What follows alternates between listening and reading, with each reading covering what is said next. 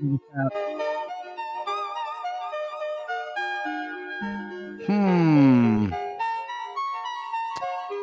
Yep. Well, you know what they say, folks. The show must go on. I know it's not technically Monday anymore, but damn it, I've been busy. And as you no doubt noticed from the title of today's stream, I've been having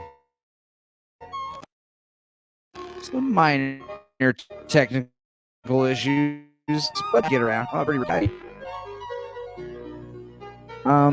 Maybe I'll just stop with the theme music. We'll stop sharing. I don't know. Yeah. Let me just go ahead and huge deal, but yeah, my laptop screen has officially crapped out. It's not the end of the world, just a minor hiccup. This won't be the first time I've had to open up my computer and do surgery on it. And if it works, great. If it doesn't, I get a new computer, a new laptop. No big deal. I can easily stream with this ailment using 2 monitors. I always have 2 monitors, but these OBS, we watch videos, the recordings anyway, will have to stop until this is resolved. A little interesting thing is this has been an issue for a few years with my laptop. You see, I used to date a roommate.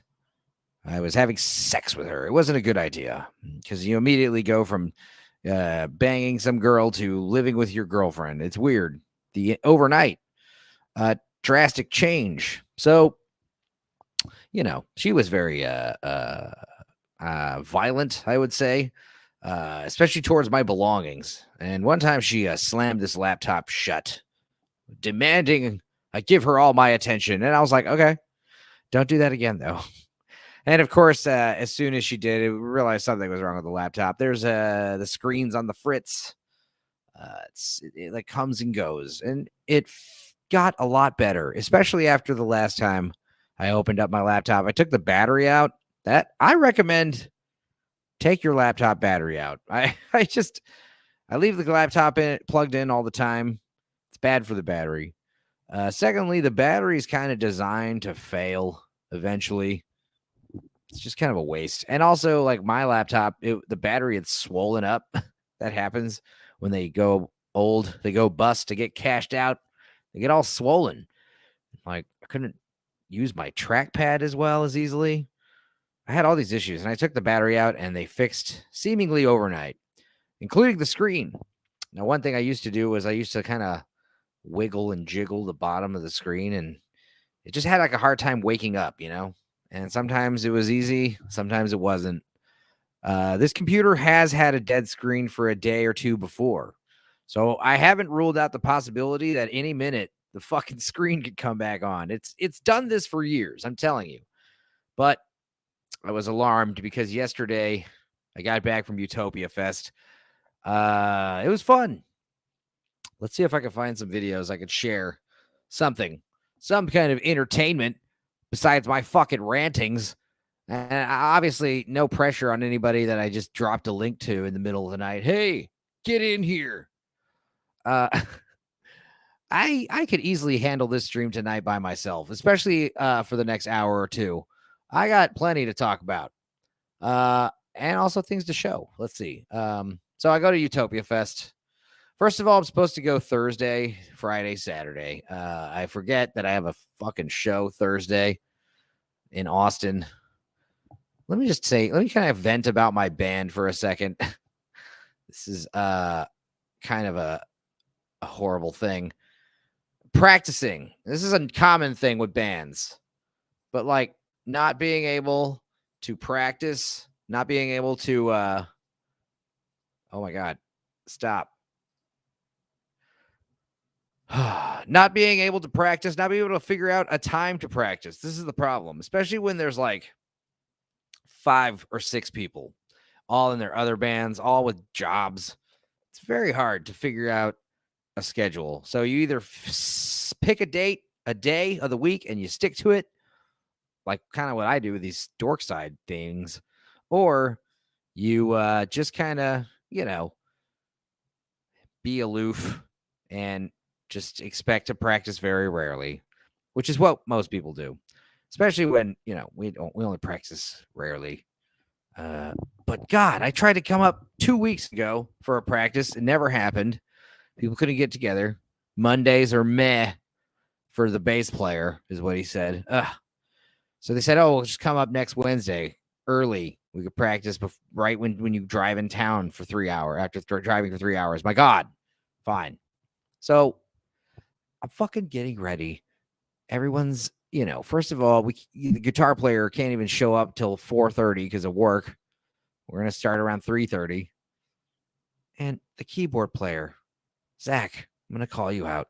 Text me, all of us, at 10:30 a.m., right as I'm about to leave. Oh, I forgot I had a gig at 5 p.m. today. So let's just get together at 2:30. We'll practice till 4. And it's like, motherfucker, the other guitar player can't even get here till 4:30.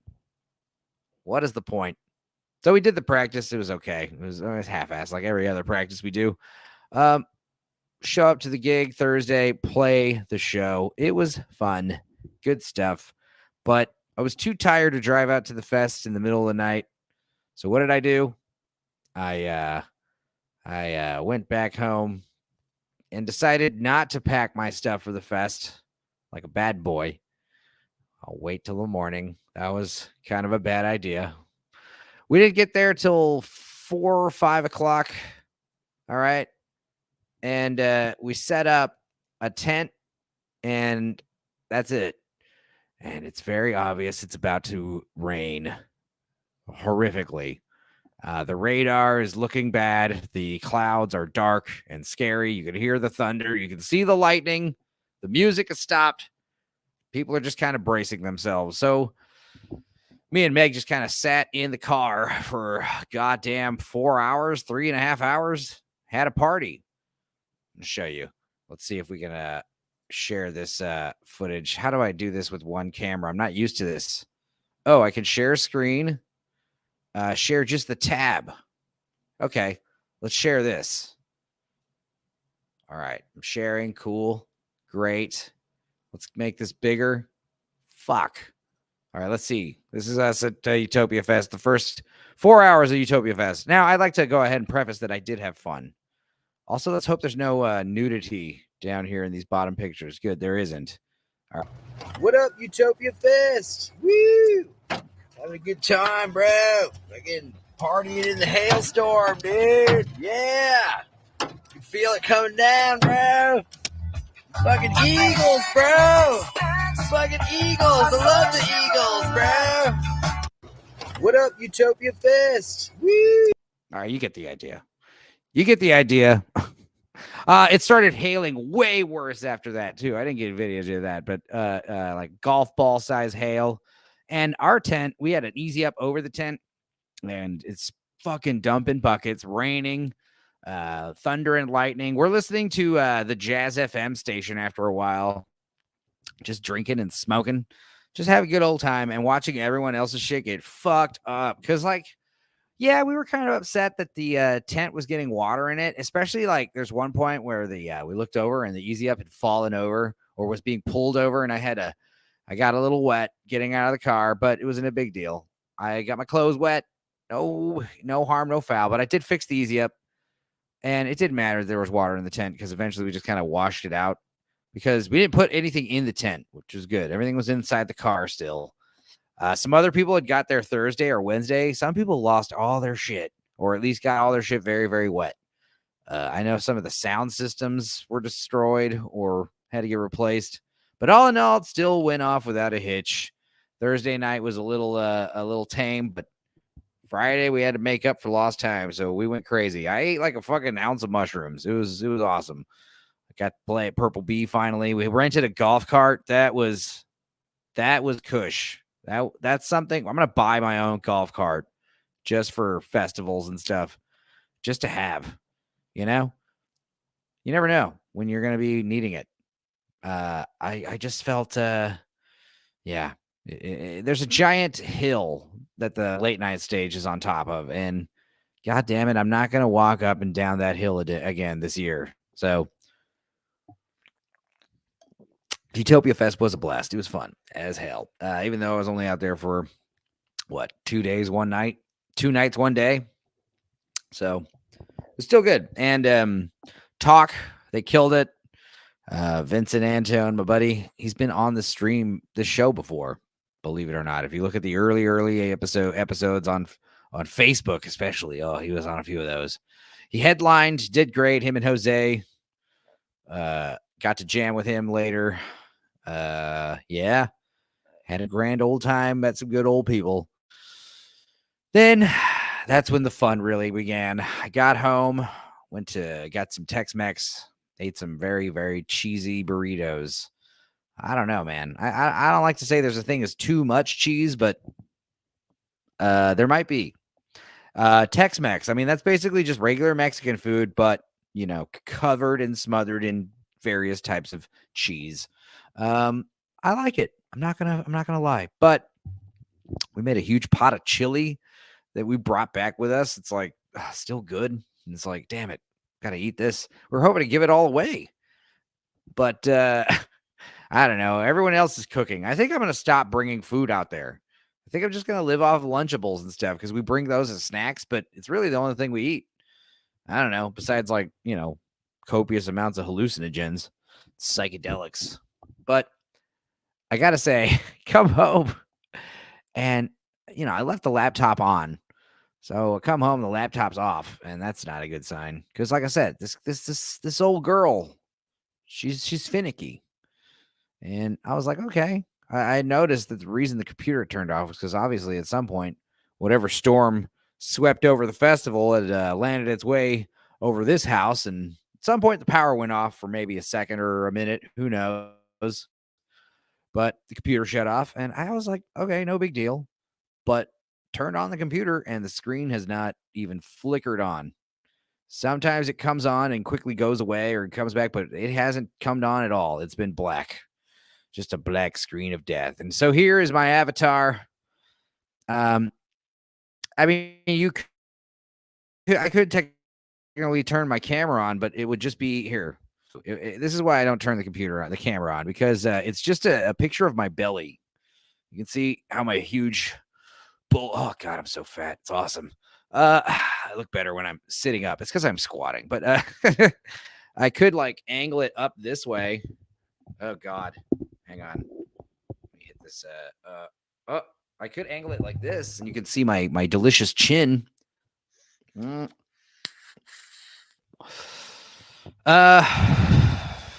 not a fan of this. Also, the graininess. There's low lighting here. I'm at Meg's house. She's at work. And I'm talking to myself, but I imagine people will watch this for posterity, and I am hoping my cousin or someone can pop in or will. But if not, I got it, because the fun just keeps going. Because not only was my computer dying, other issues. Let's stop this. I don't think we like this. Let's go back to this. Yes. It's like everything happens, in threes. And I swear to God, I think I realized comedy is kind of dying. And the reason I say this is because Sunday night, I'm so exhausted. I'm one of the guys that does everything at the fest. I come in, I show up, I set up everything by myself. I go out, I take everything down by myself. I come home, I unpack everything. Okay. It's just the way I roll. I was living by myself, doing these festivals by myself for so long. I can do it in an hour. It's not hard. Very organized. But when I'm done, I definitely want to take a 30-minute shower, eat a huge amount of disgusting food, and just do nothing but be a sloth. So that means watch movies. And it means watch them, not talk all over them. It means watch them and enjoy them. And I gotta say, I watched Renfield. Sunday. Chris, blue collar loser, I hope you're watching this, because I have words for you. The movie was terrible. I know you liked it, but I didn't. I thought there were some moments that were good. Most of those moments could have belonged in any movie. Little jokes here and there that I thought landed, little visual gags and deaths that I thought were better than the others. But man, the movie had a lot of problems. And I know Nicolas Cage, he's the only reason to watch the movie. But Aquafina, she's definitely the main reason to avoid the movie. She is so terrible. And in the movie, like 3 times longer, she has like 3 times more of the screen time than Nick Cage. I gotta say, the best scene in the whole movie, minor spoilers, but it's like there's the scene where Dracula and Renfield are, Dracula's kind of, getting back together, looking healthier, but still pretty awful. He's got this Crypt Keeper vibe. He looks kind of, at this point in this scene, he looks, I don't know if they did this directly, but he's giving me the vibe of the vampire from the Bloodstone movies. What are those movies called? Bloodlust or whatever, the vampire, those New Moon vampire movies, Blood Moon, Full Moon, whatever. Anyway, Subspecies, that's the movie I'm thinking of. Thank you. Oh God, I'm so in it to win it. But yeah, he looks kind of like the Subspecies vampire, and it's the part where he's like talking about his plan for world domination. That was the best scene of the whole movie because it was like a Dracula scene. It was actually Dracula talking about Dracula things. And, Renfield doesn't talk much, but it was funny because the scene is the best scene of the movie, most entertaining, most captivating, most interesting. And it is just a scene of Nick Cage hamming it up, doing a monologue. But as for the humor, God damn it, I just don't like this LOL so random humor. And I'm sorry, the movie was woke as hell. It was stupid. It was so obvious, like girl power. Mary, I hate to use all these incel words, but yeah, total Mary Sue. This Aquafina character. First of all, like Renfield is a character going through his own stuff. Aquafina is her own character going through her own things. And it'd been so much better if you just kind of combine them into one character. And sure, that character would be just like a female, a woman. But this idea that Aquafina is the only cop in New Orleans, however the fuck they say it. She's the only police officer in the entire district that isn't corrupt, is like infallible. She's always right. She always does the right thing. And by the way, she's doing total wrong things as a police officer. The writer of this movie is a fucking moron. I'm sorry. And I know this because I looked him up. Okay. I said, as I was watching this movie, I was like, this movie was written by a woman who doesn't know how police work, or a very gay man who doesn't bother to look this shit up. And I was right. I was kind of worried though, because when I looked it up at first, it says Robert Kirkman. I was like, oh my God, the guy from Walking Dead? And it was like, no, he did the Screen Story. Oh, okay. But who wrote it? And I look at the picture of this guy, and it's like, of course, obviously. Let's see if I can even find this guy. But anyway, I mean, the movie just had this, like I said, this childish, definitely this millennial humor, millennial nonsense. The person who wrote this is a little younger than me, or maybe a little older than me, and they are a fucking loser. Okay. I don't care. They are projecting all of their neuroses onto all the characters. It's so evident. It's just like the comic book writing. Like, you take a cool concept by a cool author. I think Robert Kirkman wanted the movie to have this fucking tone, this, for lack of a better word, gay tone. I mean, it's like, I watched it with Meg and she hated it too. It's not like, oh, it's like women like this type shit either. They didn't soften it up because the violence is hyper gory, even though the blood is super digital and fake. The problem with fake blood, computer animated blood, I don't know why no one's thought of this, but computer blood stains walls and floors. It doesn't just like come out of people's bodies and disappear into the ether. It lands somewhere, it fucking stains, and it lingers. So like you got like this copious like gallons of blood pouring out of people, and it doesn't even look right. It looks too slimy. I'm talking about Renfield. I'm talking about Renfield, Wes. My laptop screen is broken. So you want to come in here? I think I sent a link to one of the chats we're in. I don't know. But yeah, Renfield. I'm kind of like disagreeing with Blue Collar Loser adamantly, even though I did like a few moments. There were some good ones. I'm having trouble remembering them. I did like the Dracula planning world domination scene. I did like a few kills. Like there's a part where like someone gets his face ripped off. Now, there's a lot of these, John Wick style mow all the bad guys scenes down. And I thought that was very strange because like the first one that happens, okay, it was weird. But by the fourth or fifth time this happens, I was like, is this seriously like this like an action movie? I was not expecting that. I was expecting this to be a little more, I don't know, reserved and yet wacky. I don't know, more dark. And that's the other thing, man. You know, these millennial writers, because they're so fucked in the head, and yet they think they're totally normal. They think they're totally like the hero. And it's like, dude, their motivations are sick. You know, like the scene. I mean, it's going to be hard to get it. Fuck it. I don't care spoiling it. I mean, the movie's out on digital. I'm spoiled some scenes, but I'll try not to right in a second. But like just like the way like certain characters, like the so-called heroes, dispatch other characters, they're like gleefully like laughing when they do it, and it's like, okay, what the hell's happening here? And yeah, like I was saying earlier before Wes came in, the blood, it's all computer animated and it looks wrong. It's not even like the right color. It looks too slimy. It looks like it's like a mucusy kind of texture, like it's too shiny. And it's too brown. And I know, like, realistically, like, blood does look brown, but that's only after, like, laid on the ground for a minute. What's up, Toxic? Can you hear me, bud? Yeah, I got you. What's up?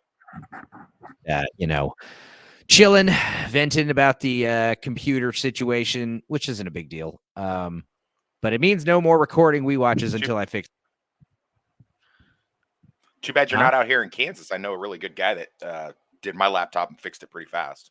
I can fix it. But the thing is, I don't want to pry this thing open until I get like this work I got to do done, which I did today. And I still got some other stuff to do tomorrow, but I'm not really worried about it. I also have several We Watches in the bag that I could edit.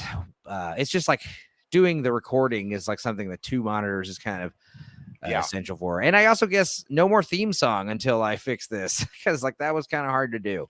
And it's okay. But as far as like, did you watch Renfield?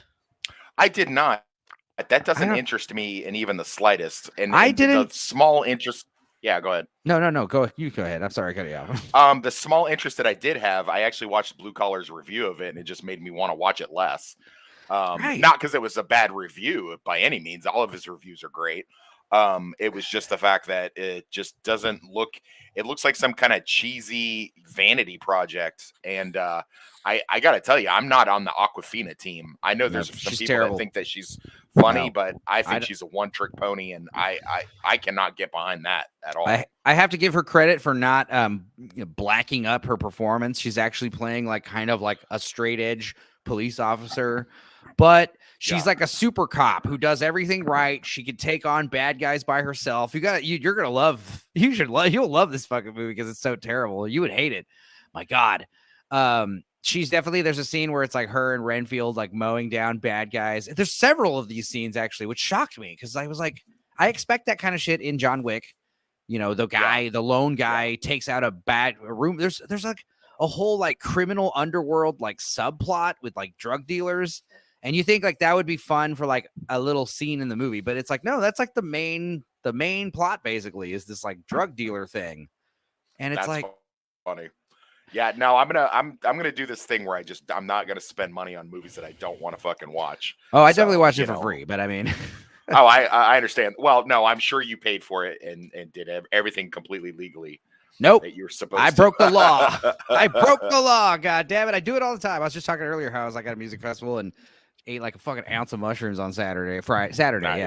Nice. And it was great. Saw Jacob Fred Jazz Odyssey and Talk and Black and White Years. Who else was playing? My buddy Vincent Antone. It's good stuff, fun stuff. But I come back and my computer screen's just blacked out, and it's been on the fritz for a while. But I guess it finally crapped out. Maybe I'm pretty sure it's just a loose cord. It's been that's probably what it is. I mean, I'm not an expert, but the same thing happened to mine once upon a time. So I actually got drunk and dropped mine off of a table one night and busted the whole side of it where the cord goes. So that's what had to get fixed a couple weeks ago. And so my screen has always been cutting in and out like for years because of the slamming it shut incident. And it's one of those things that it's always been able to finagle, but I think the cable finally like disconnected completely. And worst case scenario, I just got to get a new cable, but might take a week or two. Hey, you want to hear something funny? My ex just got back from Florida, and I had sent her the link to our Avatar thing, and she texted Was that me her? back. The comment. Yeah, she was like, she messaged me. She liked the movie. I mean, which I think I said in the stream that she liked the movie.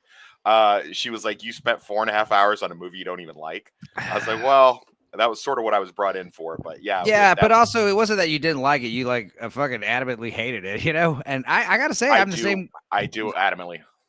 I'm the same way with this Renfield movie. I mean, I didn't like, that's strong. I mean, I did enjoy certain parts of the movie. So I can't, but then Nick Cage, you know, even though it may have been a vanity project for him, it's like, dude, he is literally the only reason to watch the movie, especially like a few select scenes. In fact, if I just showed you like a highlight reel of him, like that would probably be better than watching the entire movie, because every scene that he is good in, Awkwafina is in 3 more scenes that are fucking 10 times more awful.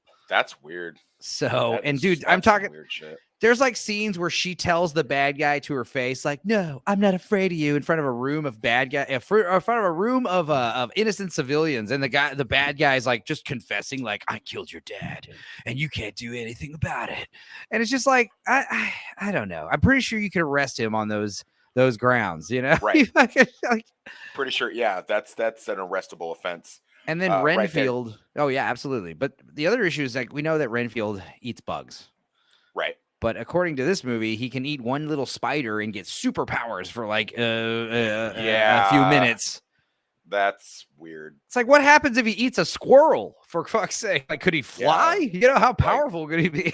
I'm not sure what they're trying to do with. I mean, I get they're trying to do like horror comedy or whatever, but you know, it's funny too because you know, in the group the other day, somebody made a comment about, you know, Face Off is so overrated and blah. I'm like, man, you don't even know how good we had it in the 90s with those kind of movies. We're like, crazy. Even shitty movies like Face Off are still so good. You know, they're fun. You know, I still and makes quote lines from Face Off all the time. So there is a gold 45 in this movie, Renfield, and I thought it was the same one from Face Off, but it was a little different. But still, like gold fucking 45s, 2 of them. When what's his name, Castor Troy, he fucking gets his suitcase. He gets his suitcase opened as soon as he gets out of his plane. And it's like 2 gold 45s and a bunch of pills and weed and shit, joints and some Tic Tacs and shit, you know, whatever. Like a thing of Chiclets or something like that. That's what it was. Yeah.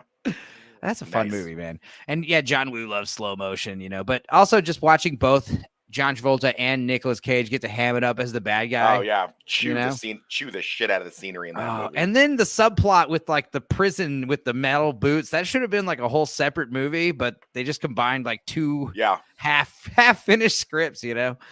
But back to Nick Cage, like, I mean, dude, he is like, his costumes are great. Just like there is like pretty good images. Like sometimes it's done right, sometimes it's done wrong.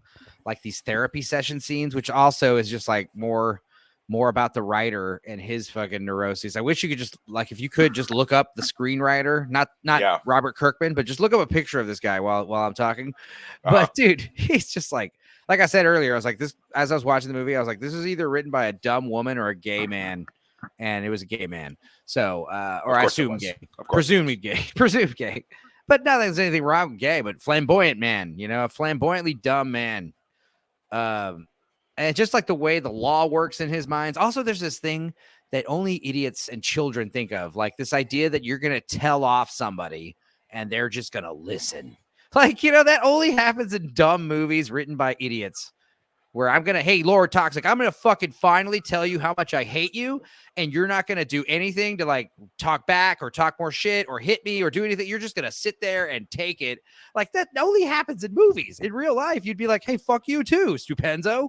I don't like you either. You know, like Ryan Ridley, known for Rick and Morty, The Wastelander, and our Footloose remake in 2011. Oh, yeah, that was the one. And That was the one guy. That I was like, yeah, the picture of him. Yeah, he is super gay.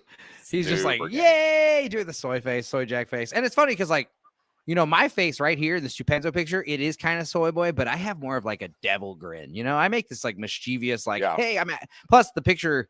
This picture is like a Photoshop from is a picture of I'm like genuinely like happy. I'm not like smiling for a camera, you know. Right. So, you know, but the soy face is more like a look of like wide open like shock, you know. But I think the main reason why I wanted to bring up Renfield is because like it was just like such a wake up call to how dead comedy is, because everything is so safe unless you're making fun of Christians, unless you're making fun of white dudes.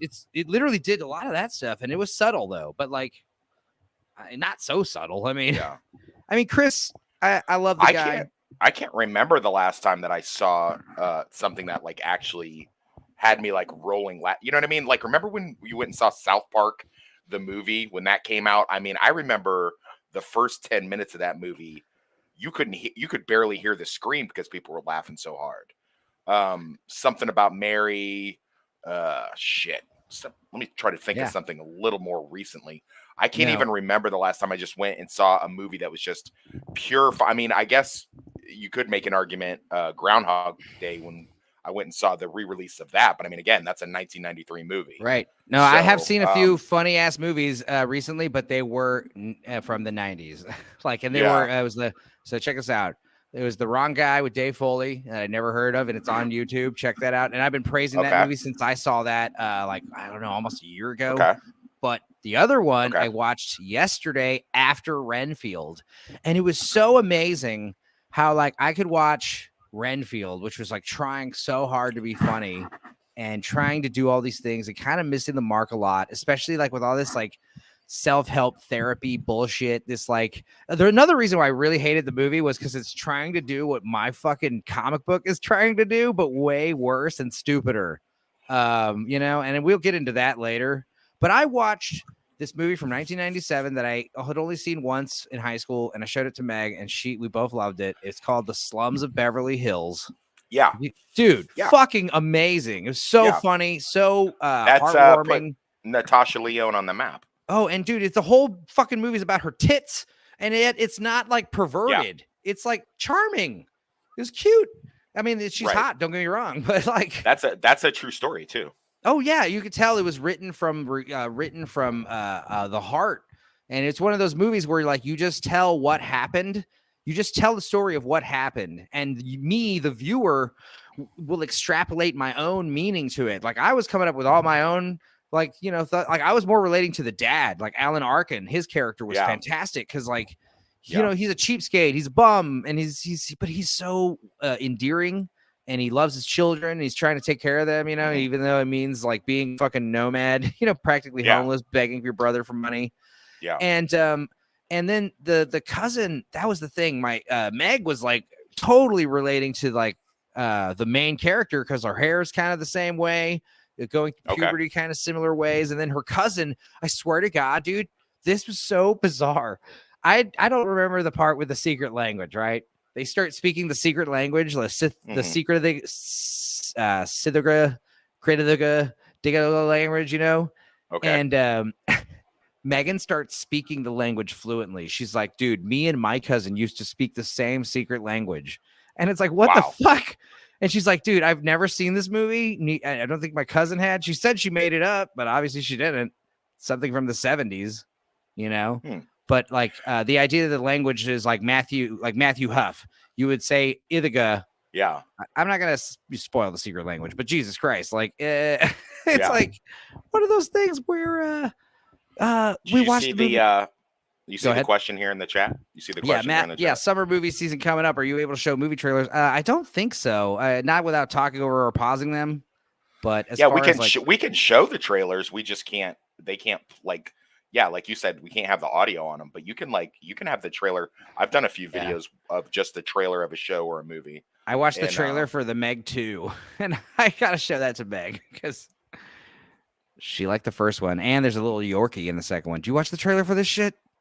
For Meg 2? The Meg 2, The Trench, it's called. Jason Statham's in it, too. He's back. Yeah. I could not give a fuck less about anything like that. That is the only thing that I've seen that's upcoming that I thought looked good is like Oppenheimer. Okay. And I will go see The Flash just because, DC fan service and stuff like that's going to be in full effect. I really, and we could talk about this more on the stream we do on the 18th, right? Too, because I think guys we're going to talk about our 3 things that we've enjoyed in 2023 and like what we're looking forward to as well. But I can't. I honestly, if you put a gun to my head, I don't think I could tell you anything that I'm really super excited about that's coming up.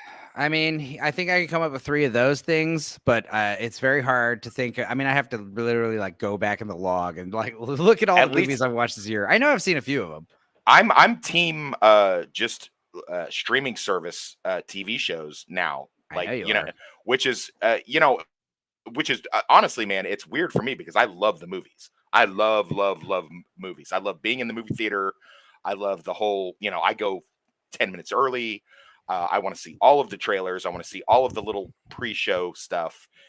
For me, it's just an experience. I hope like when I pass away, like when I'm an old man, they just let me like go and like just die in one of the movie theaters and they have to come clean me up, get me out of there.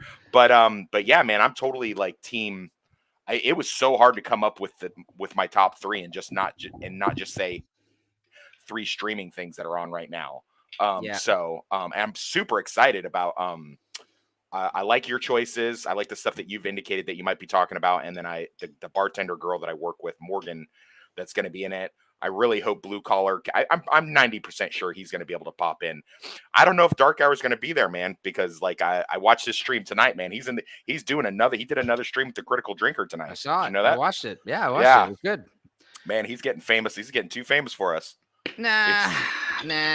He's just like too fresh to be like recommending new people, Oh, hey, no, thanks for letting me into that one stream. You should bring in Stupenzo and my friend Lord of Toxicity. Like, I don't think I could get into any of those. I think I've talked too much shit about it. Like, except for the Drinker and Mauler, I think I've talked too much shit. Look, I don't want to sound cocky. I don't want to sound cocky, but I'm just kind of waiting. Like, I know it's going to happen. I'm just like, I'm just kind of funny. I'm just pretty funny. I'm a pretty funny guy, I think. Yeah, you are. And we got what's her name? She's adjacent to I'm saying I think it would have happened by the end of the year without Russ, but with Russ, I mean, who knows? Shit, it might happen in a month or 2. I have no fucking idea, but I'm holding out at least by December, January. I'll be on a stream with at least one of these guys I like. Yeah, well, we got what's her name's going to be on the 18th stream, right? Of course, Vex. I'm excited. Vex, she's great. If you've watched a lot of her content, she's fucking hilarious. Yes, and you've definitely been recommending her, and I know we were because I watched a few of her videos because like Dark Hour had been hinting that she might come on that Boogie Night stream, and then it was funny because like I was like, oh cool, and then I was like, but I was. The Boogie Night stream, it's like that's one of those movies I could kind of talk about a lot. And when she was like, she can't make it, I was like, that sucks, but also like, more for the guys, I guess, more for the fellas. No, I'm just joking. Yeah, but she's definitely very funny. I know you'd like her. I know why you like her. Oh yeah. No. She's actually like, if you watch the no, I'm saying because she's super toxic like you. That's what I mean. Oh, she is. Oh, yeah. That's exactly why. That's exactly why. No, I wasn't saying anything like that. Yeah, she doesn't hold back at all. Like she kind of makes me a little tame in comparison. No, exactly. But yeah, her thing on the Marvels trailer it had me laughing so hard. I was actually like, I had tears coming out of my eyes, and I'm driving on my way to work, and she had me laughing. I just shut it off. Because she had me laughing so hard. I finished it when I got to work. See, but, that's the kind of content I want. Like I mean, that's the kind of content I want. I like stuff that's funny and informative. But if it's more funny than informative, I prefer that over like more informative and less funny. Unless, of course, I'm like actually looking for news because I follow actual YouTubers that do upcoming current events. It's not all just like comic book news I listen to. Jesus. I mean, I get enough news stuff on the regular. I'm very happy just to watch the YouTubers like the ones that I really follow. The TBR Schmidt the husband and wife that do their thing. They're just fucking hilarious, and it's just so weird because they are like these California upper crust business people, but they're like so salt of the earth type people. We almost got her on because I'm friends with her on Instagram. Yeah. And we almost got her but they're going on a vacation, which is like, and I guess they're having a baby or something like that. But she messaged me the other day and was like, man, that would have been perfect. I wanted to talk because she's looking, there's a lot of these like husband and wife, boyfriend or girlfriend watchers that are kind of that you see the women like branching off and doing their own thing, like Dos Cavazos. I don't know if you ever seen them. She's starting to like watch stuff on her own to kind of like, break apart that whole husband wife thing. So she'd been looking for a reason to jump off and do something else, because really they just do like what you call like rewatches and stuff like that. Yeah, and, I mean that's like me and my cousin. Like it's fun having other people on. Like you and me doing Commando. Like let's do that. That could definitely. Oh, we got to do that. We got to do Commando. At this point, like I think any movie I could do is fair game, because I'm not, like I said, I don't care about monetization. I realize, like, is that really what the big problem is? Just holding people back is like fear of monetization. I don't know. I did a review on The Covenant. I got hit with a copyright right out of the gate. But was it a strike or just a claim? Like your video's still up, right? It was a claim. Right, but your video's still up, right? Yeah. It didn't get stricken. It's just a copyright claim. If I had to guess, it's probably I'm all for it.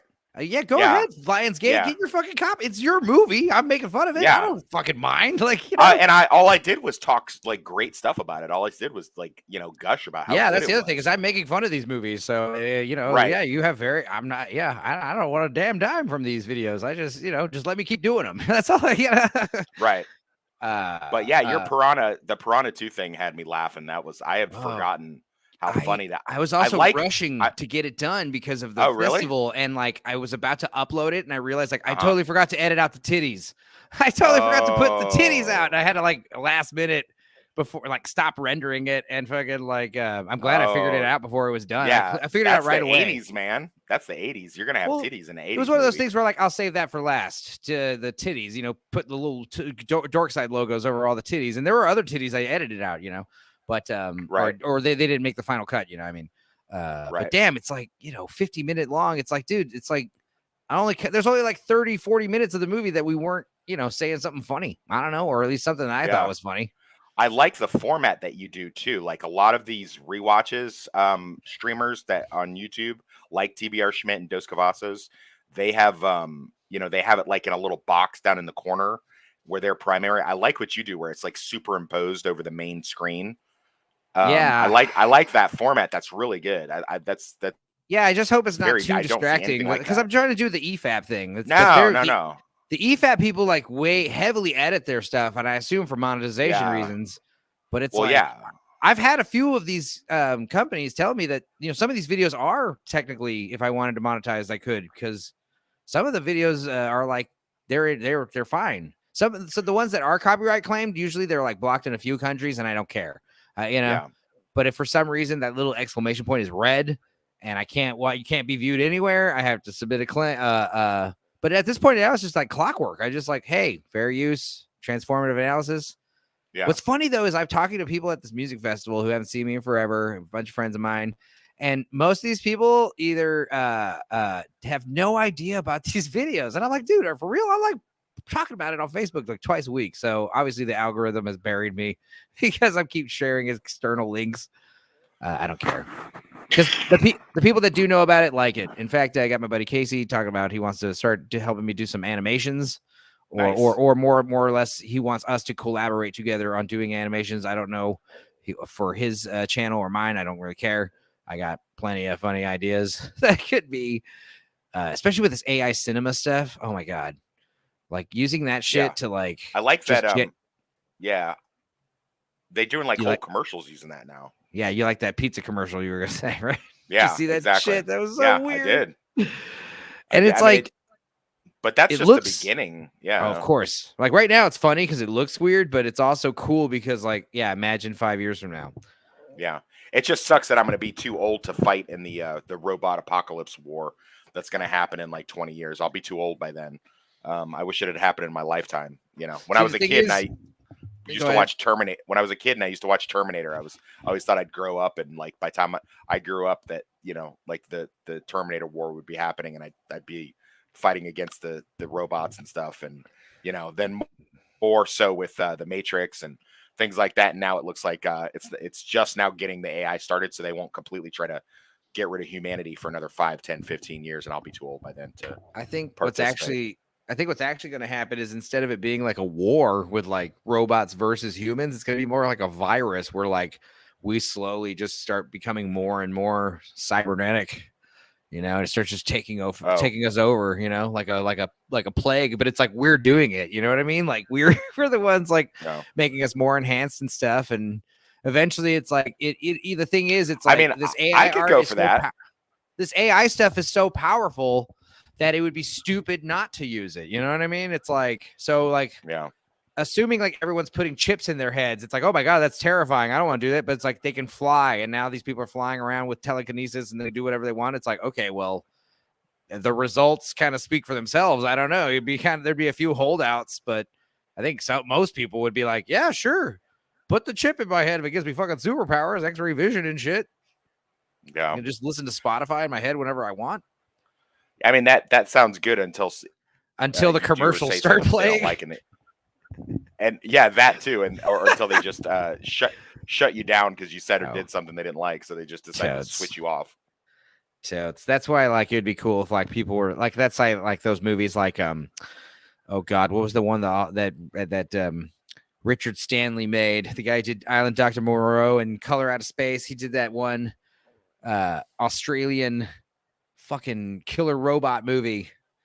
Oh damn. But the idea of like people like upgrading their own body, like I know that movie. Yeah. But there's like a crazy know that movie. What is it called? It's super violent and awesome. That's where I don't know, but oh man, that's what's so funny about that. That movie is the one. I don't know if you ever saw any of the Underworld movies, but in the first Underworld movie, she does a thing where she like shoots through the floor in a circle around herself so she can drop down to the floor. They actually stole that from that movie. I remember like saying that in the movie theater when I saw that in 2003. I'm like, they stole that from a fucking robot movie I saw, like called Hardware. Great movie. And for a giant puppet, there's a lot of titties in that movie too. Yeah, even though the bad guy's a giant puppet, he's pretty fucking terrifying, dude. Like he looks scary, because he's supposed to be a robot, But like the point is, like the idea is like, yeah, I wouldn't want Apple to put a chip in my head, but if like people were upgrading their own bodies, like their own way, like against the law type shit, like that's kind of more like cyberpunk, like doing your own cybernetic surgeries and shit. Like I know a guy who's got a fucking basement, it's like Elysium, or any of that shit. Yeah, I like the dudes. Yeah, I like Elysium. I mean, it kind of has a bad rap story wise, but fucking production design wise and all that stuff, it's fucking fantastic, man. And just the idea of this like robot cops and you're gonna die in 4 days, here's some pills, enjoy. Yeah, sorry. Exactly. I don't always I always kind of like secretly hope that in Iraq I'd get like my left hand blown off and I could get one of those cool cybernetic hands. So like I'd be in a club and someone touched me like they do in the Terminator, and I could just crush someone's hand. It's got to be my left hand though. I can't have it be my right hand because of course, my dick would get. You'll need a cybernetic dick in no time, Exactly. Exactly. That was like the whole. You knew where I was going with that. Yeah, dude. I mean, of course. The whole I'll crush a pencil. Yeah, I'm not worried about that. Exactly. As far as like I mean, like blowing up your own arm in your military. If you're like a construction worker, you lose an arm. Sorry, you're in the military. There is a chance they'll be like, "We've got a program for you, son.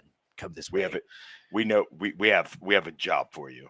Project Metal Arm. I guess we should have thought of a better name, but fuck it, we're sticking with it. You're gonna give you a metal arm." Like, hell yeah. Funny. I mean, hey, have you done your 3 choices yet? I like I said, I'm close to definitely close to thinking of my top 3 excited for, like Dune being one of them, and still probably Barbie and Oppenheimer. But I want to hear what everyone else says first before I think of some there is some more obscure stuff I'd like to talk about, maybe that's like sounds interesting, but I haven't really seen any production stills or anything. So that's a little. I would hate to say, oh, my favorite thing is this one thing that looks interesting and it ends up sucking. But right. As far as like what I have seen, like, dude, I can name like 10 fucking great movies I've seen off the top of my head, but I really have to think about like, what have I seen recently? Keeping it, that was from 2023. I have to literally go back in my history of what I've watched this year. Because I know I've seen some current having things. Go ahead. No, you go ahead. Having it like down to the top 3 it's a little more difficult. So I know a lot of people are gonna say probably. I know Devin might say Last of Us, and that might be one of mine. I'm glad he is saying that. I'm glad we got Devin for that, because Devin is like he is unapologetic in the things that he likes. You know what I mean? Like if he were to ever have a catchphrase, it would just be like, "I'm Devin. I like stuff." You know what I mean? Like, and he's very passionate about the stuff that he does like, and like why he likes it. And things like that. Like when he and I were actually in the joint together in 2017, and like that's how I met him, was on the prison bus, and he was like bored. He was like, "Hey, my family's gonna send me some books. What should I get?" And I'm like, "Get Stephen King. It'll take up a lot of your time." So, but yeah, he likes what he likes, and that's it. He actually left the Critical Drinker group because people were just being so fucking toxic. Like he'd say something like, "Hey, I like this," blah blah, and he would just get blasted. In the comments and stuff. Dude, like with our Avatar stream, I was like talking about how like if anything that should be like a stream of how to watch, like how to talk to someone you don't agree with. Like I'm not even trying to fight you or disagree. I just want to pick your brain. I just want to pick your brain a little. Be like, oh, why do you think this? You know, like what's that about? Yeah. I don't even care. Every now and then we do get it. I just got it today actually, but I've been so sick and fucking hungover all day. I've been like, I got sick and I was up late last night at my bar. So it's like I was just on death's door all day today, which is the only reason I even saw that you were going. Like my notification popped off and said you were going live at midnight. I'm like, what the fuck?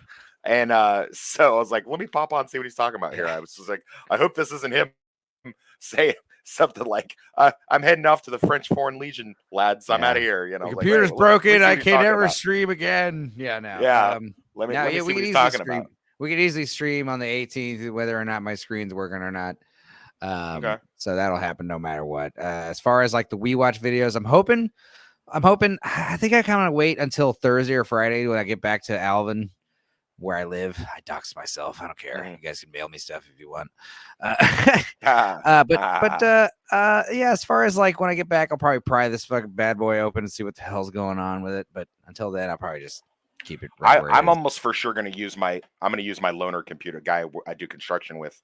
I'm going to borrow his computer just so I don't have any of because I mean this old baby right here. This is from 2000. This is the first laptop I ever bought, and I bought it in Iraq and at the PX in 2011, and it's been through some wars and sat in police evidence lockers and fucking traveled all over the country and all over other countries and stuff. So this is old warhorse here. So it's definitely time for me to get not just a new laptop, but a new fucking PC. I've had my PC since 2013, dude. 10 years. It's still fucking kicking, but it's like my work computer, and the lag is just nah. I mean, I'm gonna try to do like a good like reboot or something, but I'm sure there's a good like. I took your advice and I took out the battery and I just run it off of the cord to the wall, and it seems to be doing. It seems to be. I haven't had any problems since then. Yeah, your computer will no longer like shut off randomly for overheating, because like when your phone computer's just plugged in and not on the battery, because it's to save the battery really. Because my battery was like all swollen and shit, and it was like hard. I was saying this earlier before you got on. It's like hard to fucking tap keys and shit. Because, oh wow! Like, the center of the computer was all bulging, and it was like causing the flickering screen thing to be very sensitive. And then I took the battery out. Yeah. Now I feel a little better. No, now I feel a little bit better about my situation. Hearing some of the shit you're dealing with, none of mine's that bad. Yeah. I mean, don't slam your computer shut, and don't have your woman like slam her. If you slam your computer shut, be like, "Look at me! You need to be talking to me. Pay attention." Be like, "Bro, you can softly shut that." You know what I mean? Or you can just push my fucking power button, or just unplug it. It'll turn off. You know, because it's not as what do you call it? It's not as theatrical if she does it like that. This one actually, we used to live on the second story. Me and my ex-wife, the one that commented on the Avatar thing, she actually threw this out the window one time, but luckily it hit a tree branch and like softened the blow, so it wound up actually being okay. It got more damage from when I knocked it off a desk than her throwing it off of the fucking Nice. 2-story, window. So whatever Put that's that worth. in the Amazon comment section. Like, this computer fucking got thrown out of a second story. They got thrown out of a second story in the snow. But don't drop it off your desk, because if you drop it off your desk, then it's game over. I would say, maybe the snow softened the blow, but sometimes snow is not soft. In fact, often it's not soft. Often it is not. Yeah. I grew up in the desert, so I thought all snow is like clouds or something. And I fucking no, it is not. It's actually really painful a lot of times. But yeah, I had a conversation today with a guy, and he like got on and said somebody was talking about Heat, and this guy got on and said all Michael Mann stuff is trash. And I was like, well, that's kind of a bold statement. And I called him on it, and we had a little back and forth. And I said, hey man, perfectly fine for you to just, if you don't like it. I'm a huge Michael Mann fan. But like you could not get me to watch fucking Harry Potter or Doctor Who. I'm not even gonna waste my time with that shit. I have no interest in that at all. And I know there's people that are passionate about that. So I said, it's all good. And so what he did was he gave it a rewatch. He gave Heat a rewatch, and then messaged me back in the comments and just said, hey, you know what? I rewatched it today. You're right. It actually is a really good movie. He's like, I gave it some more attention. I was like, wow, this is like the most civil interaction that I've ever had with someone. Because usually people just like, no, I'm not listening. And then they start, getting out of hand. And then I got to ban them from the group. I mean, if I ran a page like that and people were like that, I would keep them, just to like fucking. I can't wait to see what this dude's gonna do for the future.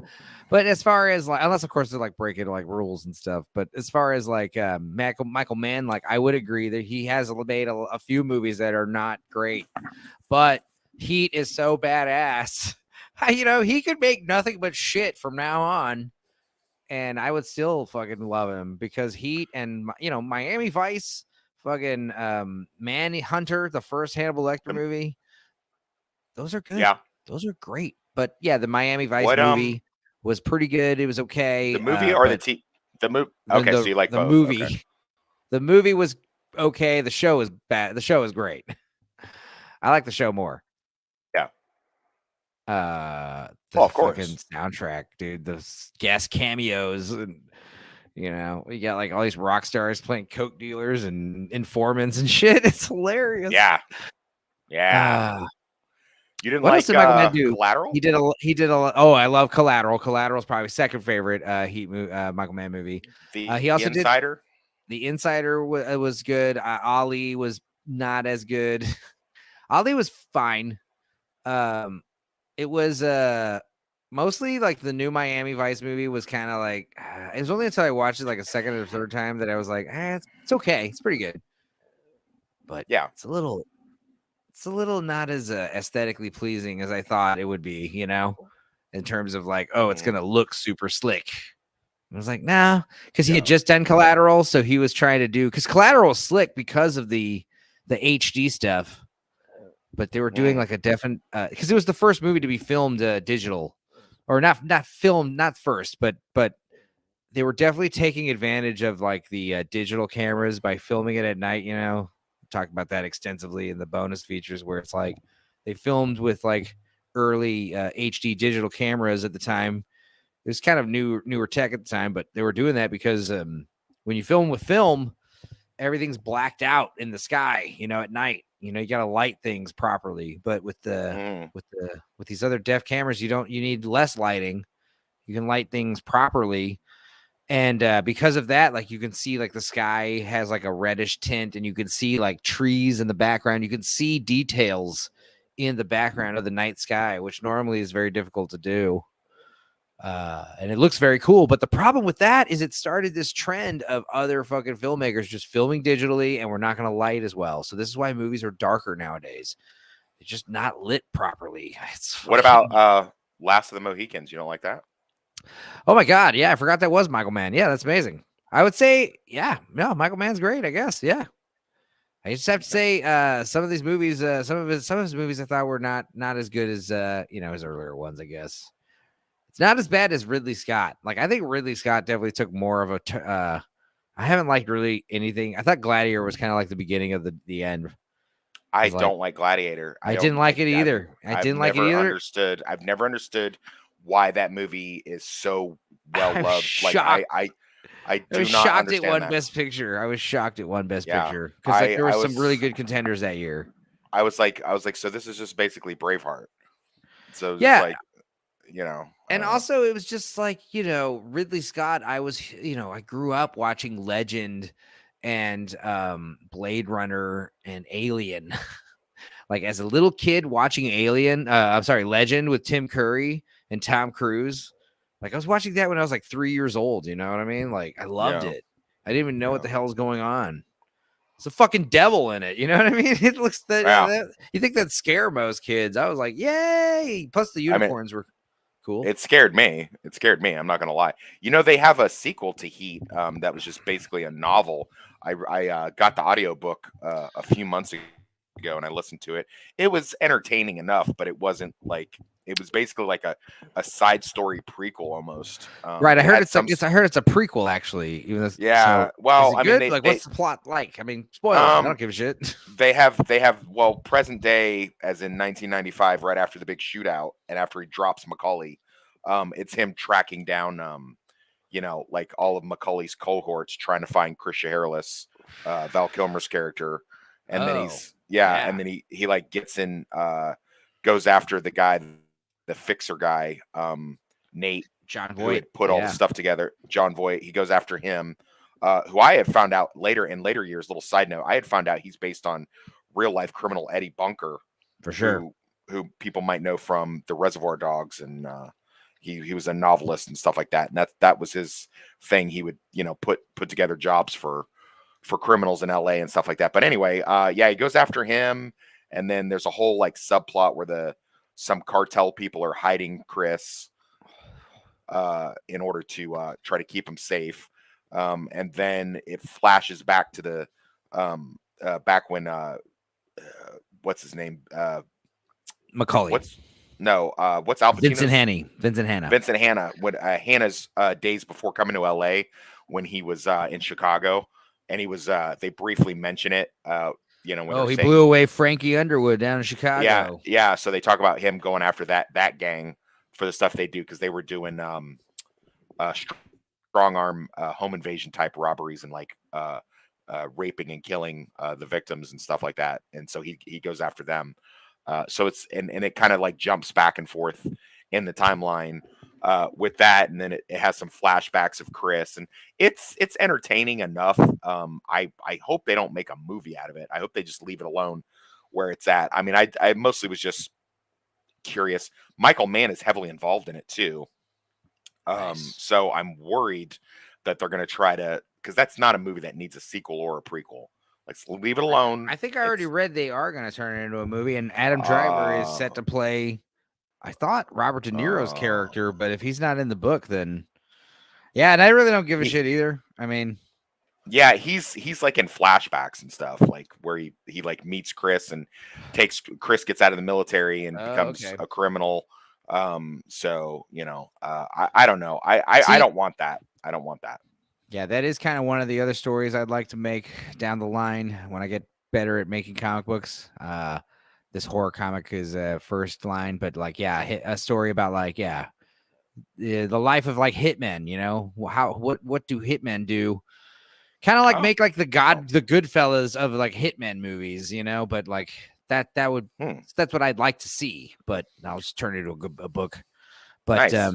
But the idea would be like, come like some guy coming out of the military. That's been done before, like getting out of the military, going to contractors. But then there's Stephen King just did a book called Billy Summers last year about exactly that.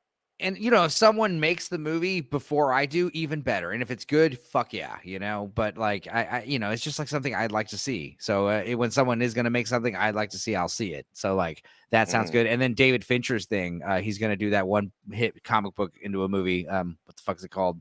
The Killer, and it's gonna be Magneto. What the hell's his name?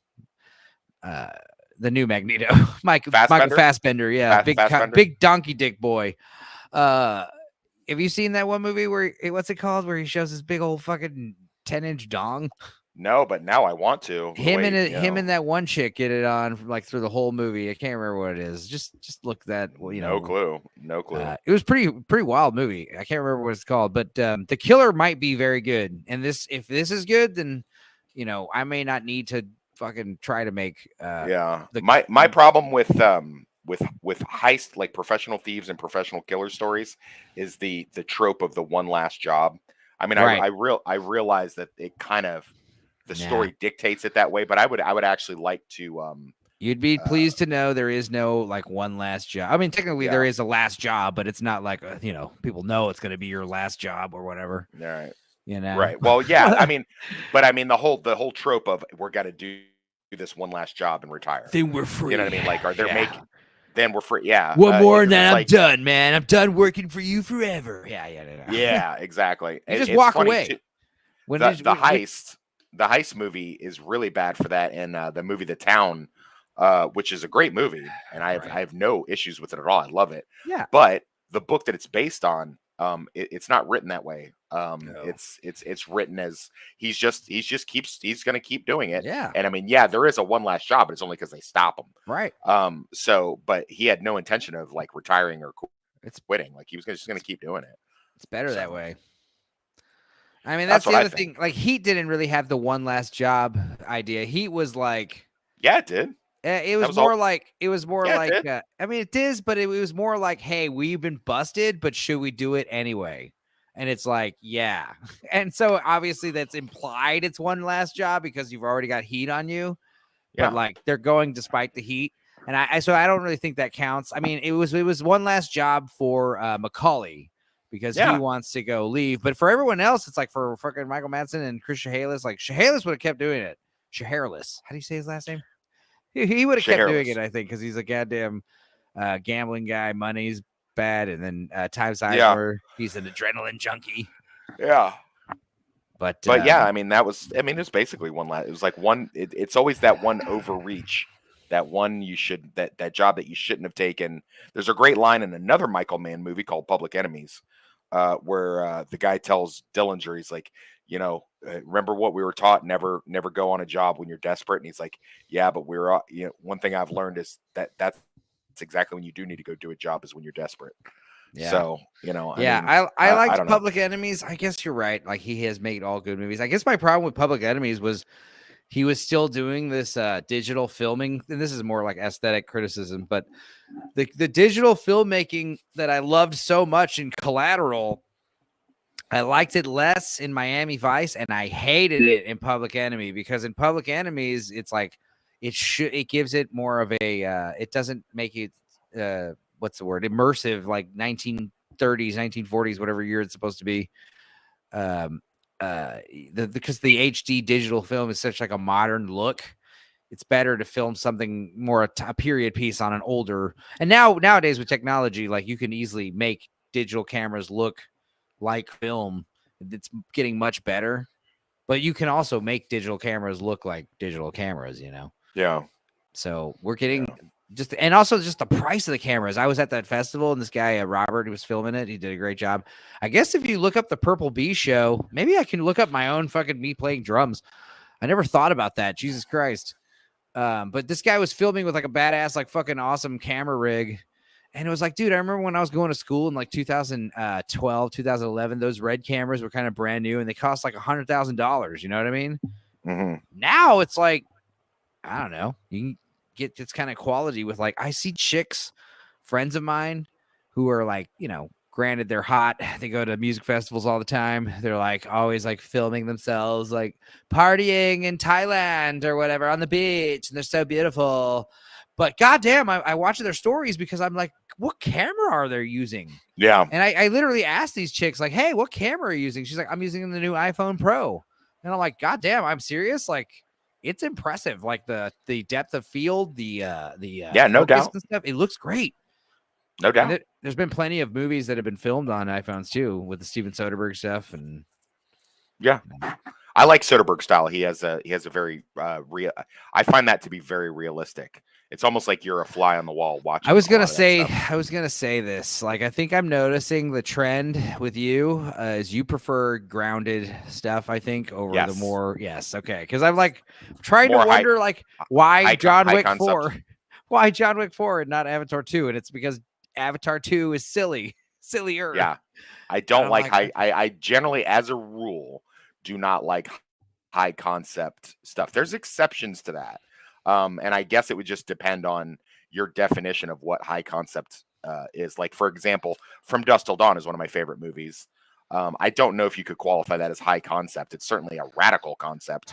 You know, it's a heist, crime caper mixed vampire movie. I like that. Like that appeals to me. I like to see like my ultimate fantasy would be to see a John Wick type character, which sort of sounds like the comic you're talking about, like a John Wick character going up against zombies and vampires and werewolves and stuff like that. Like I'd like to see somebody like that. You know, mine is kind of more like the one I was talking about is kind of more like three. It's more like one central guy, but also like his various dealings of like over the course of like 3 decades in this life of like murdering people for money.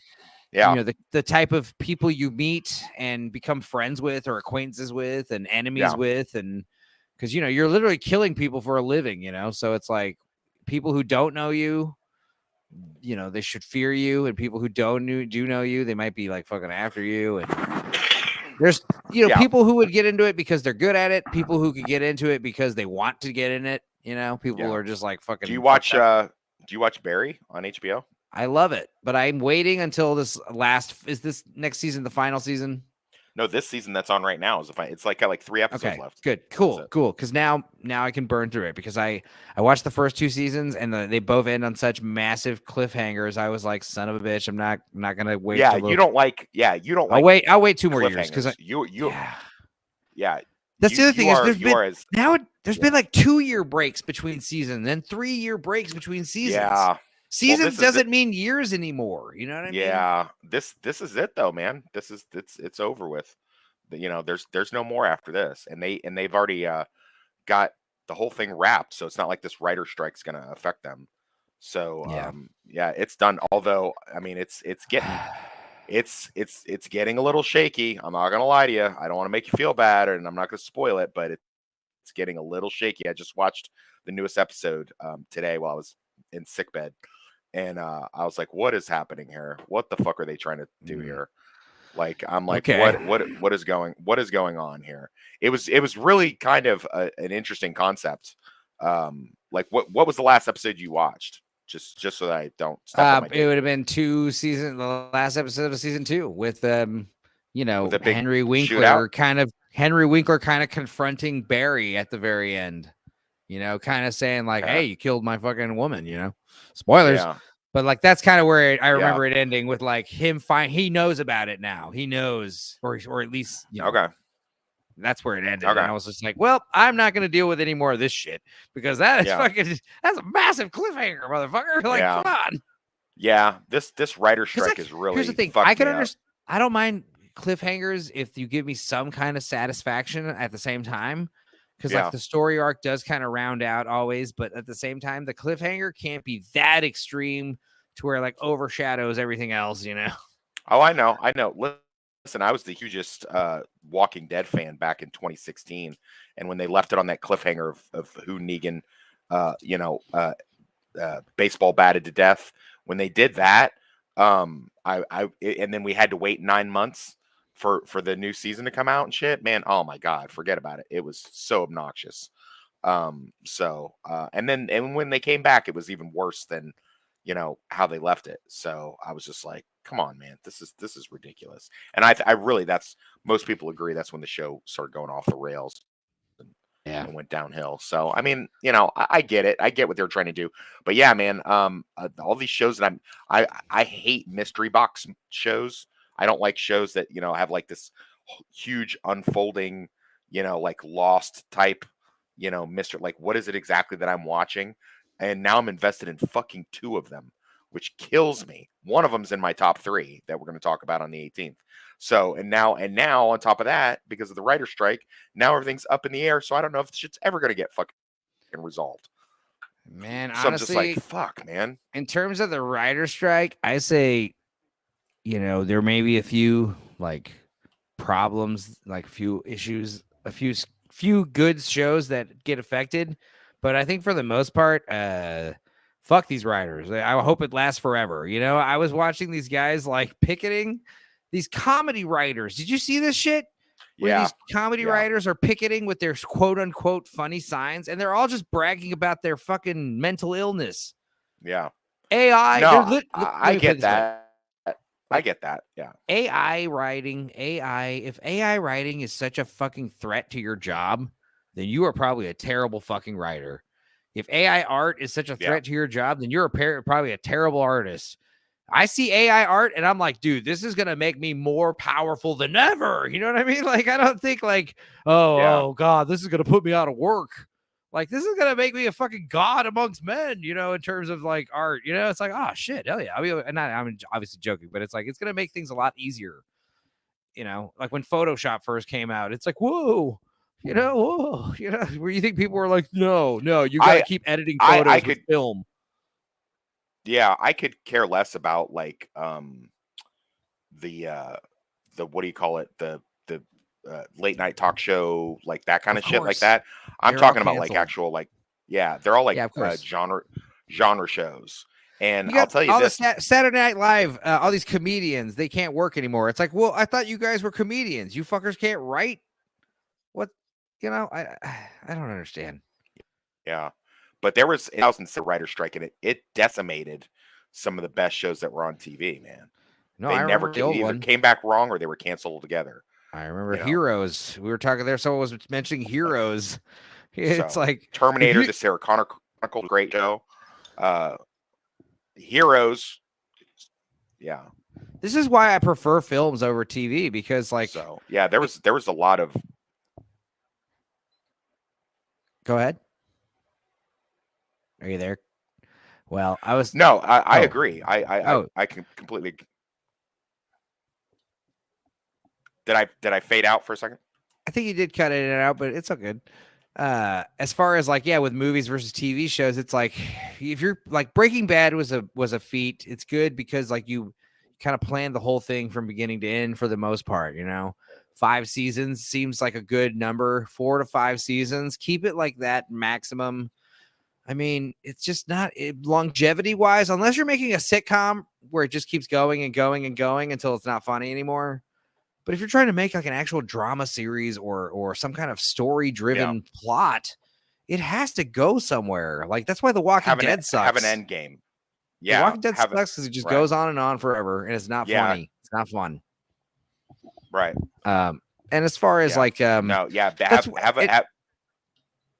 you're talking about like Harry Potter sucks, but like, I remember when people were, you remember that movie Boyhood? Toxic? Yes. Oh, with Richard Linklater, where they, Ethan Hawke, and they all age like 20 years when they made it, Yeah. And everyone was like bragging about that, like, oh, this is such a feat. And I was like, Harry Potter already did that. I mean, I love or hate those movies.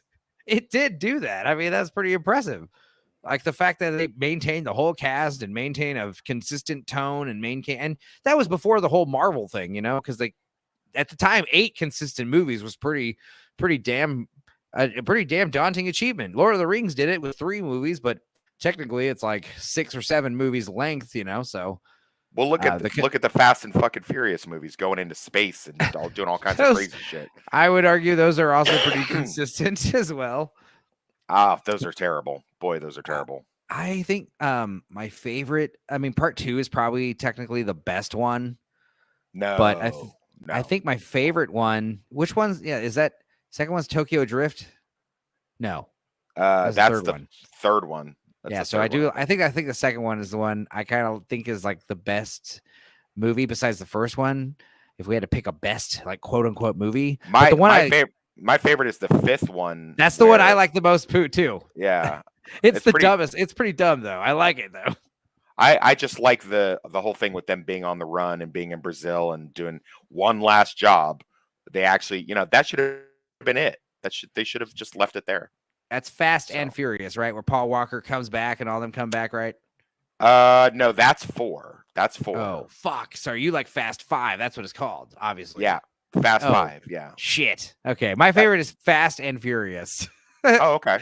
That's a good the one dumb. too. I like That's a that. good one. I mean, I think it's dumb, but I like it. But I just love the part where like Vin Diesel, you know, he finds out Paul Walker and his sister are doing something, and he beats the shit out of him, like pummels him in the face.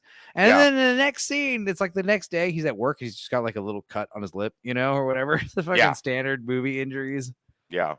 My other favorite part, I got the riff tracks of that one, and my favorite joke in the whole movie.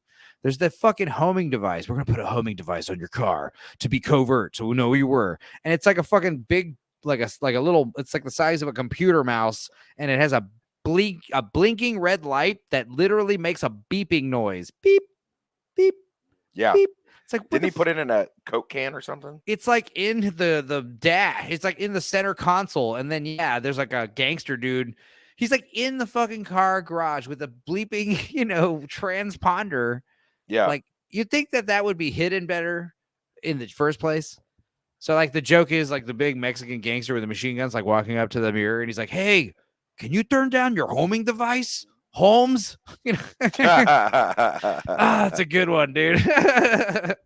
But yeah, he's like frantically like pulls the fucking transponder out, and I think he throws it in a Coke can or some shit or a Coke. Yeah.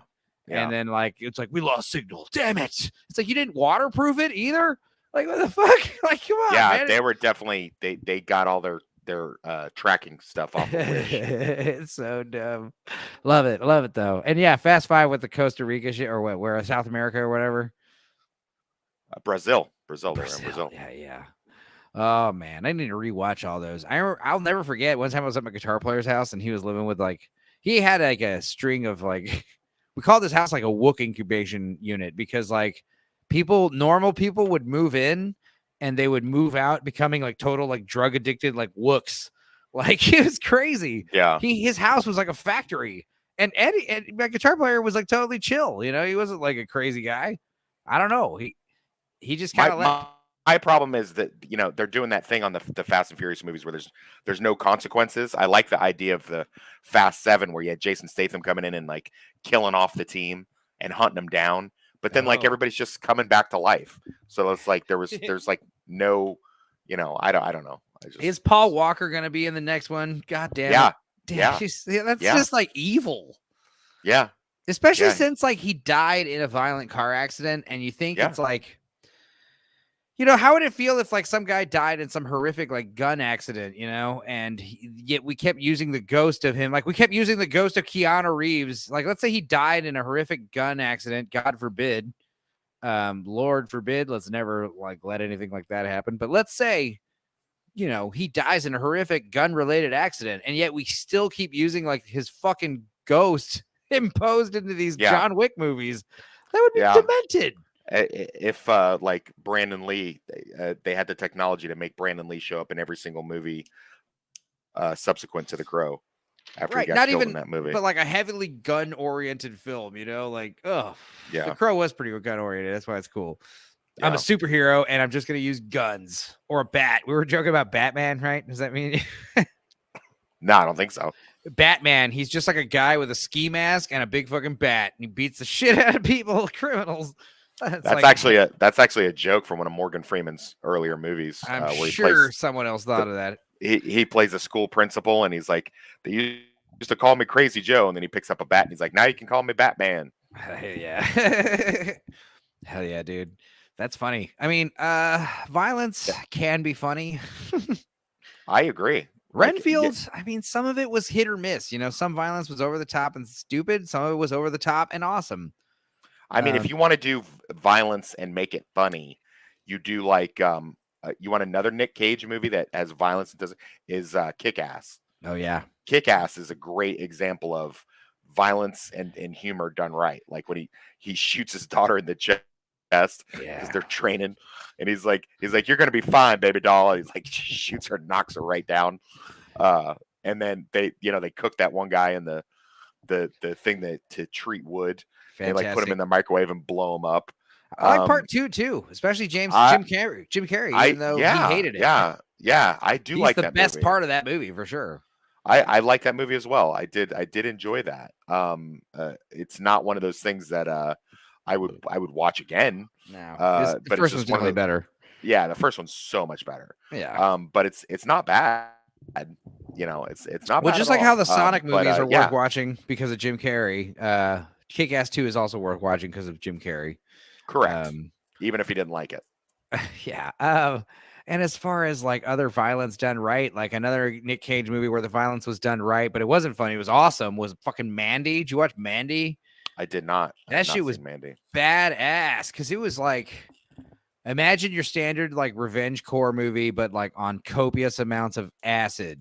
And literally, it's awesome. It was you ever see Beyond the Black Rainbow, Panos Cosmatos or whatever his name is, fucking crazy Latin American up and coming auteur filmmaker. His dad was like a crazy filmmaker too, I guess, but he came out with that weird movie Beyond the Black Rainbow, and it was just super trippy and fun and cool and You know what I slow. saw? Late night on HBO, I saw the other day because I have HBO Max, or I guess they're calling it the Max. I finally caught the Under the Skin movie with Scarlett Johansson. Yes. Is that the right name? That's not the right name. Under the Skin. Is it Under the Skin? Did I get that good. right? Yes, that is a good. Yeah, one. that is wow. That was something, man. I was like, what am I watching here? First of all, she gets fucking butt naked in that one. You're like, she does. Hell yeah. She does. Didn't know that. Right?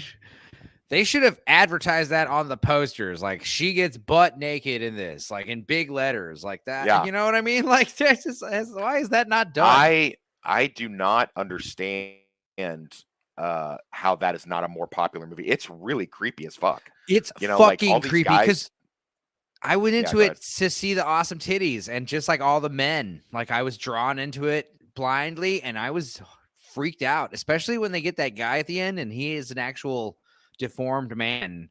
Yeah. Like, he actually looks like that. I was like, I thought the makeup was like, what the hell, dude? And then I realized, like, no, that's a real guy. Yeah. That's a real guy. Yeah. I was like, that explains it. Because I couldn't understand, like, what a horrible, like, way to die. Those guys going in that black goo and just being like fed into the meat trough. You know, I'm like slowly dissolving and then like being fed into the meat trough for the alien. And also at the end, the alien's fate is also very sad because like she's just kind of like a pawn for her race, like thrown to the wolves. Like she's just whatever feeds the fucking hive. It doesn't matter. Yeah, that scene on the beach with the baby just sitting there, just like crying on the beach and shit is fucking terrible. Man, yeah, that's kind of what my book's going for, but with vampires, like that kind of vibe, like freaky, nice, and crazy and scary, and like what the hell is going on beyond, supernatural, beyond the grave type shit that makes you like believe in God, like holy crap. Yeah. It should be scary. And, this idea, this is another reason why this Renfield thing, I'm kind of doing this Renfield rant because it's like, oh my God. One thing I will give it credit for that I thought was cool, but it was handled in a very cheesy way. But like the idea that like if the vampire drinks like Twilight, I'm only gonna drink the blood of evil men, evil people, like rapists and murderers. Well, that blood has less sustenance. The best blood is like pure blood from pure people. It gives you more powers. Like that actually is cool if it was done right. That was something I had never really thought of. Message me your address. I want to send you a vampire book that I actually find to be really a good it's a good they made a movie of it, but the movie is nothing like the book. Okay. So if you can tolerate reading, it's not very long. And it's kind of similar to what I was talking about. It's this guy only wrote 2 books and before he passed away. And so it's pretty good. I've enjoyed it. I probably read it like 20 times. Nice. But yeah, the last time that I saw vampires in film or TV that were actually scary was 30 Days of Night. That's the last time that I actually saw like scary. That is one of the best beheading scenes I've ever seen. The axe scene, you know what I'm talking about. That fucking beheading scene rules, man. When I watch that movie and they do that big overhead pan shot of the town being taken over, yes, I was back then I was still an MP, and I actually just checked to make sure I had my weapon on me. I grabbing my Beretta, and I'm like, that's one of those scenes that you do want to rewind and rewatch. Like, let's go back and see what the hell's actually had. Let's fucking check out the details some more. Shit's awesome. That's probably the only reason I'm even going to check out the new True Detective show that's coming out with Jodie Foster, because it takes place in one of those towns. So in 30 Days of Night, the vampires are good. I like them, except like my vampires, like, yes, freaky looking, bald, pointy ears, you know, like kind of that shit. But the eyes like kind of change colors and glow, but they talk a little bit just like in this. It's very similar. But the one thing that I did not like about the movie anyway, and obviously this isn't in the comic books because there's no audio, but that noise, you're just inhaling. Like any human can make that noise. Yeah. That's not a scary noise if I can do it, you know? My vampire, I want it to make like cat sounds, like a fucking meow, like you hear like a cat like fucking growling like that, but it coming out of like a fucking demon, you know? Yeah. Like it's like fucking scary sounding. Also like in The Mummy, like the vampire like if it sees a cat, like cats, I don't know, they don't like cats for some reason, you know? Yeah. They don't like churches, they don't like crucifixes, they don't like holy water. That when you find that shit out, that makes it more scary. You know what I mean? You're like, oh, this is a big deal. So you're going more towards supernatural vampires and not 100% supernatural, not scientific. Like literally, the girl at the end becomes like a full blown like God fearing woman at the end of a God fearing vampire killing woman. You know, at the end of the movie. You know, that's kind of And the thing is, it was very similar. I guess like they were going for a very similar like theme for the Renfield thing about like the problem is like there was another movie we were talking about earlier that was creepy that I liked a lot that we both liked but it was very vague. I can't remember what it was, but like the idea is like smaller stories have more meaning. You can interpret different meanings from them, whereas like the Renfield is really hammering break free from abusive toxic relationships.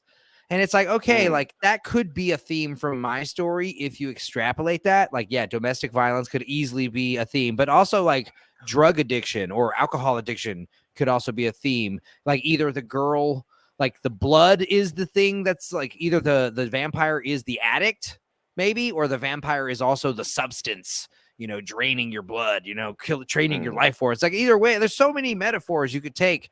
The vampire is a pale white male. He represents the patriarchy, draining, even like woke people would read it and like it. You know what I mean? Like, yeah, they would be like, that's scary. It's a goddamn monster trying to suck your blood. Everyone can relate to that. Get away from it. It's not good. Yeah. I don't know when they tried to, or when or why they just started making, maybe it was Bram Stoker's Dracula, the Francis Ford Coppola movie, that tried to make, vampires. I don't think they tried. Sexy. I think they accidentally did it. Yeah. I don't know. But then it seemed like shortly after that, they seem to have forgotten that they're monsters. Another one of those examples of someone doing it cool and fresh and then everyone copying them, romanticizing vampires, making them sexy. Because Interview definitely did solidified that. Because that's true. I hate to say it. You're right. Even though I like Salem's Lot a lot, that's my favorite type of vampire, like the big master vampire. The Interview with the Vampire currently is probably one of, if not the best vampire movie out there right now. So it's like I'm trying to beat Interview. I'm trying to beat From Dusk Till Dawn. I know the competition. You know what I mean? Like, yeah. No, I got you. The Voyage of the Demeter is kind of what I'm going for, except wears clothes and talks a little bit, like definitely has like a name, has like houses and shit. I do like the Dracula aspect, like he owns property somehow, sure. Well, if you lived long enough, I feel like you'd be pretty confident to, it's kind of what I was talking about with my book set near the gateway to hell here in Stull, Kansas, is like even if you got stuff on, even if you had like say you had like a zombie or or a fucking vampire on YouTube, no one would believe it because there's so much fake crazy shit out there. You know what I mean? Like you could literally have that, and you'd have 50% of people going, "That's fake. That's some kind of special effects, AI thing. That's not even real." So you know what I mean? Like I think that would be a good, because 5-10 years ago that would have been the argument. It's like, how could there be monsters and demons and stuff like that when everybody could just pull out their cell phone and record it? But now it's to the fact that like people won't believe because there's been so much disinformation and so much fake shit. People won't believe what's in front of their very eyes until it's hands around your throat. No, but I mean, in my series, like in my story, like, I mean, I'm just thinking of this right now, but if you tried to fucking hold up your phone and record it, there'd be nothing on the fucking screen, Yeah. But like, there'd be a specific part. I mean, I don't want to spoil it. I will spoil it. I don't give a shit. I mean, whatever. This book won't even come out for like a fucking year or two. But I mean, like, like, let's say you're getting attacked by the vampire again. The vampire doesn't like, okay, the holy water thing I was talking about. You throw like, let's say you find the vampire's been bothering you for a while. It's tormenting you, God damn it. Keeps coming back every other night, asking for more blood. And it's to the point where you don't want to fight it anymore. You're a young woman. You're terrified in your own home, and you're not safe out of your own home, So the thing's going to find you. And it's just at the point now where you're expecting it to come. You're expecting it to ask for blood, but you find stashed away in your fucking closet a little old, like, fucking box from your first communion, when you were a little girl.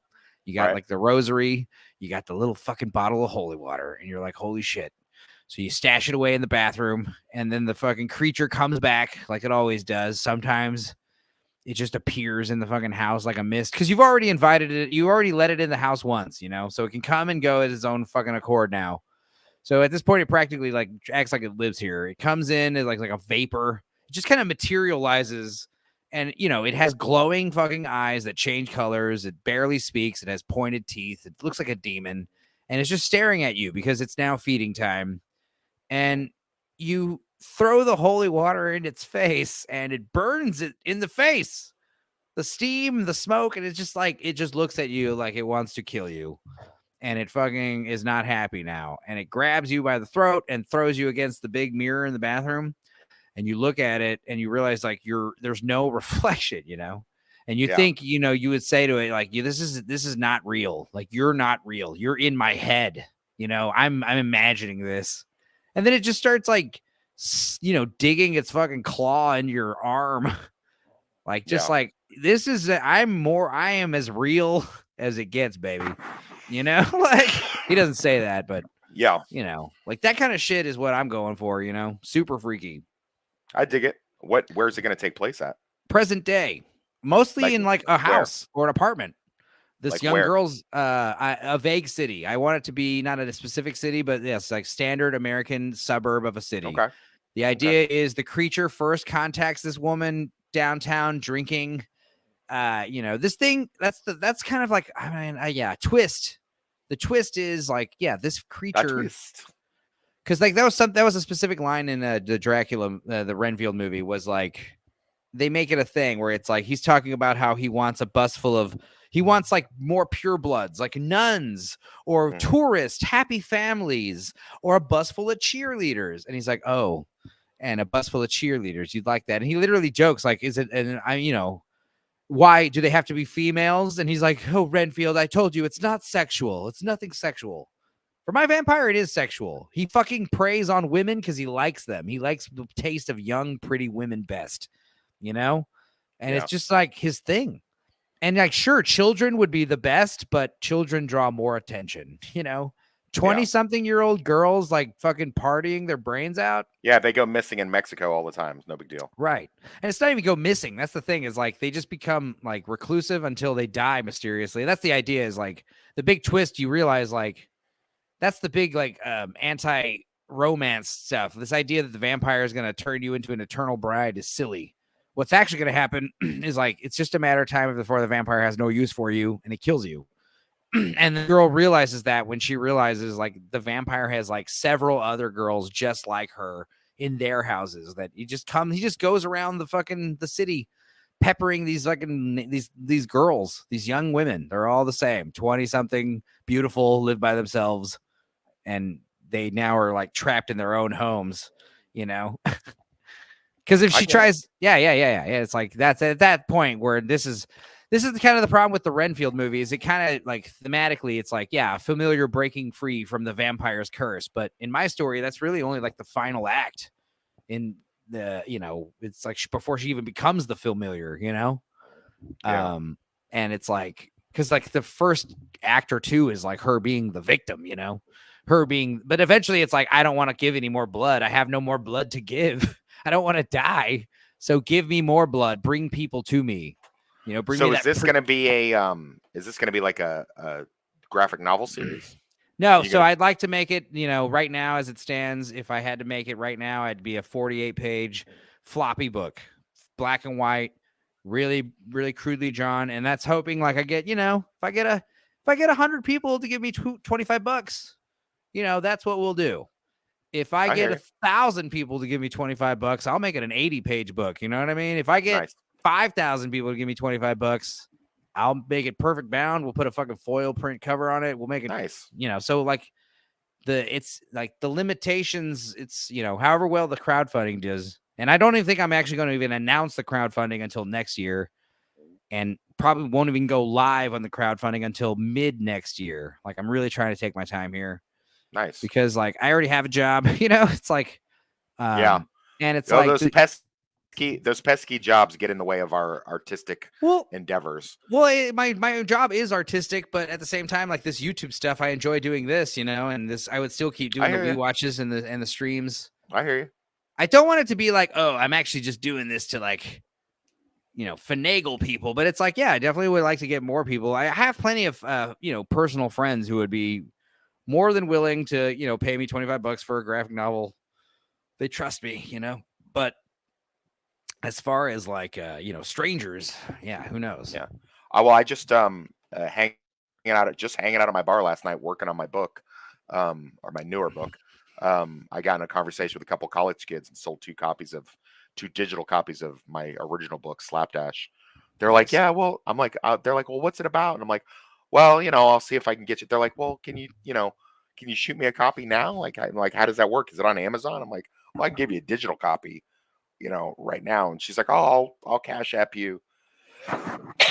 So that was pretty cool. Plus she was hot. So, you know, it's always good when, you know, you get a couple of hot college girls that think you're super intelligent, you know, like, you know, I just work like, oh my God, you work at a bar and you write books. Oh my God, that's so you're hot. Like Goodwill Hunting. Yeah. Oh my God. You're amazing. All right, man. I'm gonna go ahead and sign off for tonight because, like I said, I've been super sick as fuck all day, and I need to crash. But this is a little impromptu fun. I dig it. Oh, we need to definitely hit me up in the group chat and let me know your address. I'll shoot you a book. Great. And then let's get some kind of a collage done for the advertisement for the May 18th thing. Of course, top 3, 23. That's next. Next thing is top 3. Of course, that's like definitely as soon as I get back to town, we're gonna have my answers solidified, and we'll go around the wheel, see what everyone's saying so far. I'll start making graphics. I could do that that day. Hell yeah! And then after the stream, you know, we could focus on. We could try to do Commando after that, assuming I get my laptop screen fixed. Okay. Yeah, I guess for the next bit of the stream by myself, while you leave, I'll just go ahead and just vent about this Renfield movie and why Slums of Beverly Hills was so much better. Show no mercy. Comedy. Cool, man. Yeah. Well, good talking to you, Toxic. And all right, brother. Thanks for having me on. I appreciate it. Of course, man. We'll stream again soon. The Lord of Toxicity is exiting the chat. All right. Yeah, the Renfield movie did kind of strike a chord with me because it was like, I remember Meg was saying, does this not piss you off? Because it's kind of similar to your story. And I'm like, no, this is actually making me very happy because it's done so wrong. First of all, like, don't make the vampire actually Dracula. Don't make the familiar actually Renfield. That's just kind of silly, unless it just takes place in the 1800s, 1600s. That's the other thing about my vampires. Like, I want it to be 500 years old. We've seen 200-year-old vampires before. We've seen 300-year-old vampires before. I want to see a 500-year-old vampire before. And I think Renfield, they did say, I've been alive for half a century. And I was like, damn, that's fine. That's fine. 500 years is a long time. But yes, present day vampires. That was another thing Renfield did. And I think they did it wrong. I did like how one thing that did have in common with my story was like Dracula, the vampire, does not, other movies have done this too, but like they may tell you they'll turn you into a vampire, but they're never going to. Vampires do not like other vampires. Vampires would rarely want to be around other vampires, just like cats. I was saying the vampire not only makes noises like cats, it also isn't afraid. It's also like, reacts. It's afraid of cats. It's got reactive to cats, like supernatural stuff. But also, yeah, just like cats, they don't get along with each other. They don't like to see another vampire on their block. That would be a good sequel. 2 vampires warring over an area. Or better yet, like a pack of vampires. Like what happens when you have like a group of vampires, maybe versus one other vampire? I don't know. The cool thing is the story would be called It Drinks Your Blood. I'm still already trying to get that trademark copyrighted. I've already talked about it on stream. So, yeah, It Drinks Your Blood. It's great because if there was a sequel, you can make it They Drink Your Blood. But the point is, the first story would be like, the journey of how you become a familiar, Oh, it would not be good. This idea that like, oh, it's got its rewards. I get to eat a little spider and get superpowers. It's like, dude, most people would choose to do that. And I guess they do touch on that in that movie. But I would want this vampire stuff to be much more spooky and understated, cerebral, not so stupid. That's the other thing. The style of humor in this movie was bad. It's not funny. The only things that were funny were like visual gags and some quips here and there that could have been in any movie. That's the other thing. A lot of jokes that landed could have been in any movie. They don't really have anything directly to do with vampires or the current plot, the state of affairs. I gotta tell you, I am getting ready to eat a fucking bacon blue cheeseburger as soon as this stream is over.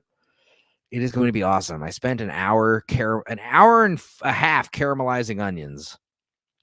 So my cousin's probably not going to pop in here, but we will be doing some Mid-Journey stuff ASAP. I've been making some fun stuff. Definitely been useful when I'm out of town. Mid-Journey for the work stuff. Especially now that my screen is broken. Today, with the broken screen, I didn't even think I was going to stream. I had so much work to do.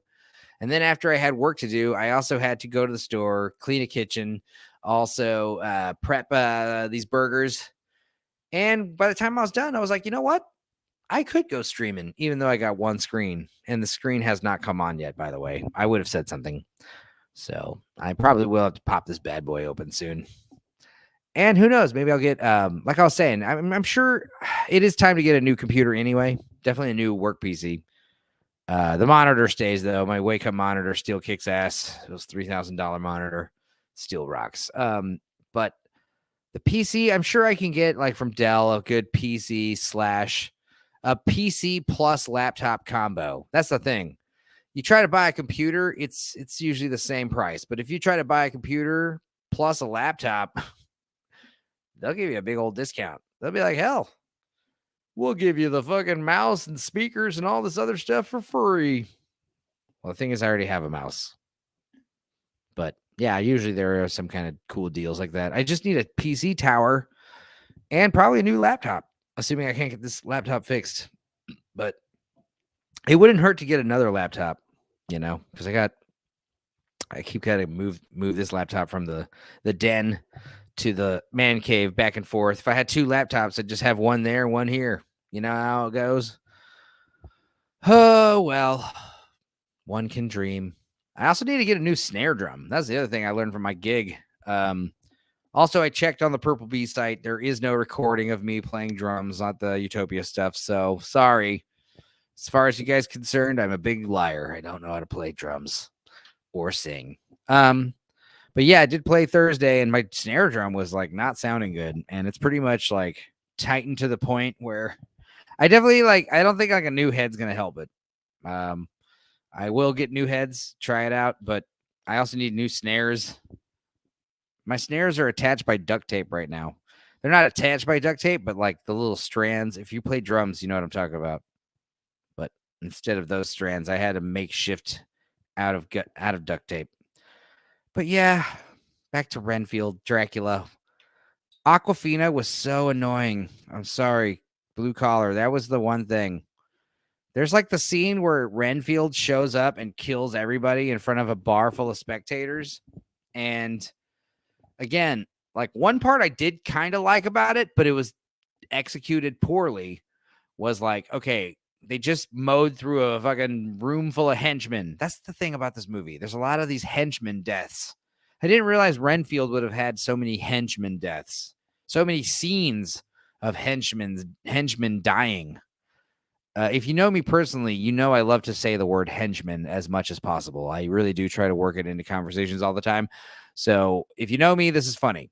I'm being funny on purpose. But yeah, there's the scene where Renfield kills all these fucking henchmen. And I swear to God, it's so hilarious because like the lady cop is just like has like a super chill conversation with the guy. Like, OMG, you were like really badass when you killed all those people. Thank you. You're like a hero.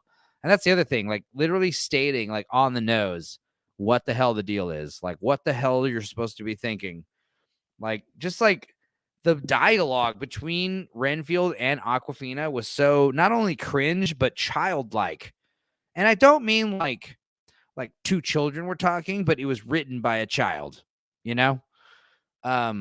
Written by a child, how they think grown-ups talk. Oh, God. And she's just like, oh my God, you just killed all those people. Hey, everybody, give this guy a round of applause. And then she just lets him go. Doesn't, have him file statements or ask a question. I don't understand. But what's even more funny, there was a part that I did kind of like where the two heroes are surrounded by dead bodies of henchmen, evil henchmen.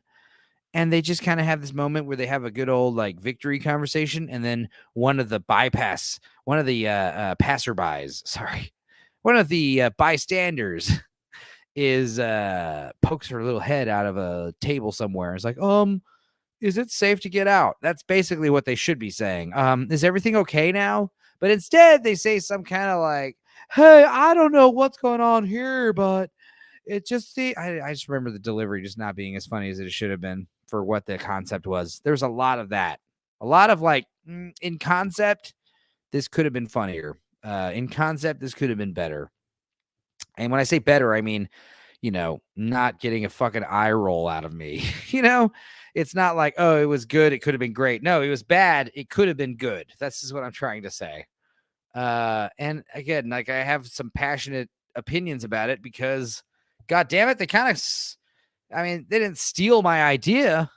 They just kind of did something similar to my idea, way worse.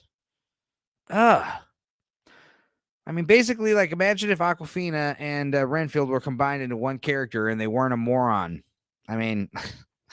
That's kind of how it would work. And also, yeah, I don't know. I would keep spiders away from that guy. Like if I was Dracula, I would only allow him to get superpowers when I permit it, I would keep his ass on lockdown. Because that's the other thing. It's like, why would I have the same? That's the other thing is like Renfield shouldn't be immortal. Like, why is he alive for 500 years? That's stupid. Because it makes being a vampire's familiar seem, enticing. The vampires of familiar is a sad, sad character, like a drug addict, they don't, they don't understand. They know. There was a time where they wouldn't do this stuff, but now they have to, you know what I mean? It's kind of the attitude the familiar should have. It's not like, oh, I've been alive for 500 years, and I guess it has its downsides, but it's like, no, you literally work for a beast of Satan, you know?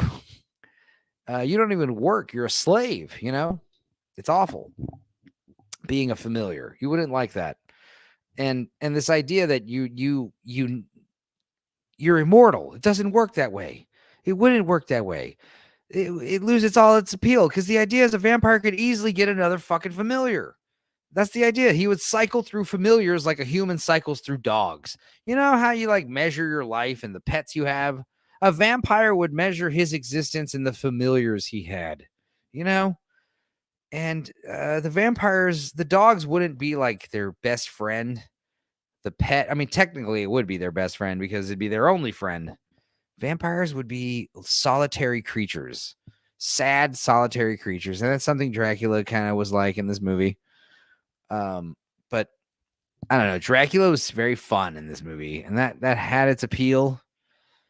I mean, my vampire, he would have like a dark sense of humor, but it wouldn't be funny to you. It would be funny to him, but it would be scary to you. Yeah, I don't know. I kept saying like, oh, they're this vampire, my vampire, this familiar, my familiar. So easy to just compare, but I can say very confidently that if I were to somehow manifest this book or this movie into being right now, I think everyone would agree that it is much better than the fucking Renfield movie. And what was so sad is like I watched the Slums of Beverly Hills movie afterwards, and god damn it, I loved it. I could not recommend that movie enough. It was fantastic. And I think I'll make a post about this on the Drinker page talking about the Slums of Beverly Hills versus Renfield, like how I watched, one movie that I thought comedy was dead. And then I watched Slums of Beverly Hills and I realized, you know what? It's just dormant. Like, as long as these movies still exist and we can go back and watch them, things are going to be okay. The second they try to take these fucking things away from us, it's on. It's on like Donkey Kong, From my cold, dead hands, take away the slums of Beverly Hills from me. That's the other thing. This movie would have been problematic these days. It had some very anti-woke twists and messaging, even though it was like kind of inadvertent. It wasn't like trying to be controversial. It was just being a true story, a true tale. And yes, there were some, elements of feminism, empowerment. There's also some crazy stuff about like sexual harassment. It kind of brushed off some sexual harassment in a very like convincing way. I was very shocked about that. Like I was like, holy shit, this motherfucker's a pervert. And then there's an answer to it and you're like, whoa, what? It was weird, but I kind of agreed. I don't know. I don't want to spoil that movie. I'll spoil the shit out of my own story apparently, but I don't want to spoil the Slums of Beverly Hills. Go watch it. It's good. It was very, very, very good. And now I want to rewatch Welcome to the Dollhouse. That fucked up Todd Schultz movie. Kind of had similar vibes. But yes, as far as the Wii watches, we can't record any until my computer gets fixed. But I do have several in the bag.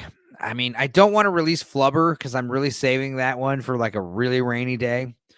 But I can go ahead and finally edit Dante's Peak and Volcano.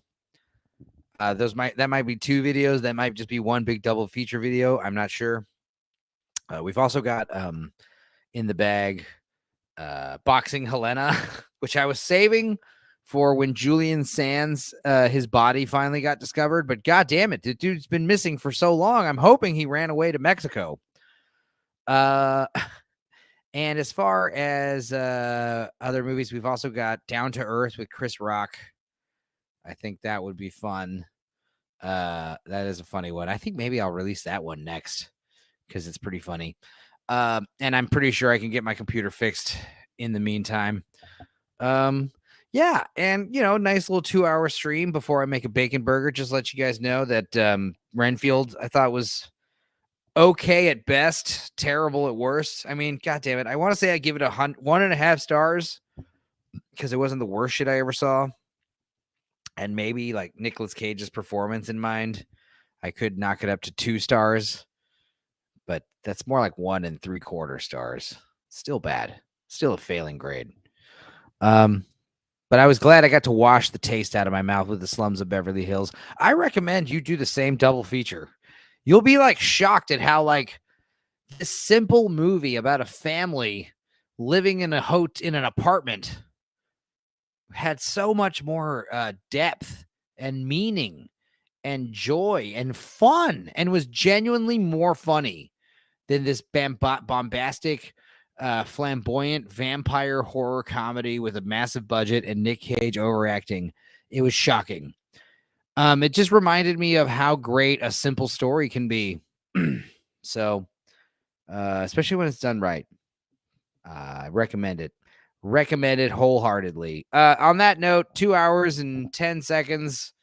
Fuck it. Let's just sign off. I don't have any music to sign us off. It's all coming down. I mean, my car's been in the shop for 2 weeks, 3 weeks almost. I'm hoping that gets fixed. So maybe instead of thinking like, oh, everything's breaking down, everything's fucking falling apart, I should be thinking, hey, pretty soon I'm going to have a bunch of new shit. It's a good way to go around thinking. So on that note, guys, I'm going to go ahead and sign off. I doubt anyone's even watching anymore. And if you don't ever watch this, who cares? But as far as the computer, I'll be okay. In terms of Renfield, maybe I'll like it more if I watch it again. Maybe I'll like it less. I don't know. It's kind of iffy. Aquafina was very bad in the movie. Also, there were no all the white people were evil. You know, that was another similar thing. Renfield, I mean, I don't know. The idea of like, oh, group therapy sessions are so important. And you gotta just, again, that was that part where, you know, he kind of tells off Dracula. In reality, you just laugh at him, right? Anyway. Stupenzo signing off. Tales from the Dorkside. Computer broken. You will hear about it first once it gets fixed. All right. And until then, I'll see you next time. Be sure to like, subscribe, leave a comment, join up with the CCCP, the Creative Cloud. What is it? Creative Coalition. We're going to have a stream here on the 18th. That's 2 Thursdays from now. So that'll be a big one. I will start promoting that right now, like I did just now. We're going to have me, Toxic on there, Vex Electronica. Sorry. Hopefully she'll be able to make it. Also, Toxic's co-worker. And who knows, maybe Blue Collar, maybe Dark Hour, maybe Heisen. I want Heisen back. Where the hell is Heisen? Farrell, where are you, buddy? Yeah, maybe my cousin will pop in. Who knows? Anyway, see you guys next time. Bye. Maybe I should sing us out. What should I sing? Sing a good song? Let's sing something. Let's see. I don't even need to share my screen. Let me just pick a random karaoke song. Let's see how this goes. Laptop is broken. Let's fucking do karaoke anyway. Who cares? You know, it's 2 a.m, Tuesday morning. I've been doing nothing but just chilling for the past 3 hours. I haven't really, and I've been working pretty damn hard. It's hard work going out to music festivals and partying your balls off, especially if you're doing it responsibly, damn it.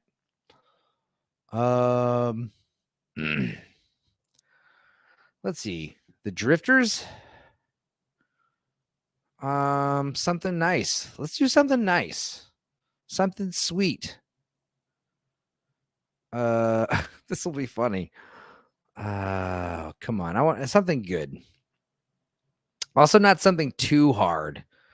You know, I mean, I am tired. I want to sing something fun and sweet and catchy. If anyone is watching, anyone in the comment section, you want to hear a song, by all means. Nobody's watching.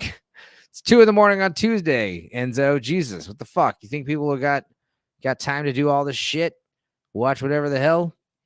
I just hope whoever's watching this, I hope I don't spend too much time looking for a song, because it's got to be something that as soon as I see it, I'm like, yeah, that'll work. I could do Big Iron. Should I do Big Iron? I'm thinking Big Iron. Might change my mind. Might not. I don't know.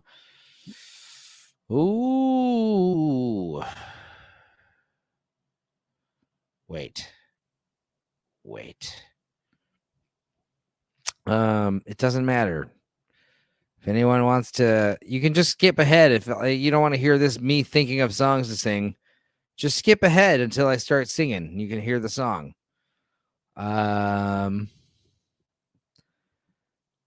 With El Caminos in the West. No, let's not do that one. Although I like it. Let's do something that other people know. Let's not do something too obscure. By the way, these guys at Alvin, they want me to enter some karaoke contest. They're trying to make a karaoke contest. I think it's just an excuse to get me to headline a show.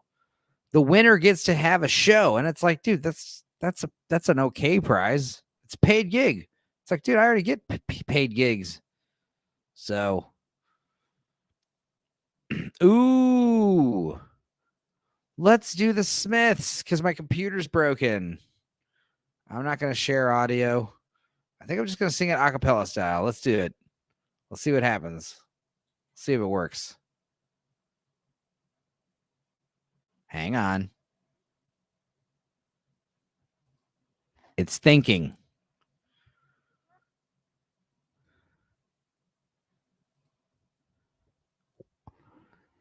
It's taking a long time. Am I even online? Jesus Christ. Let's go, people. Let's go. This is bad.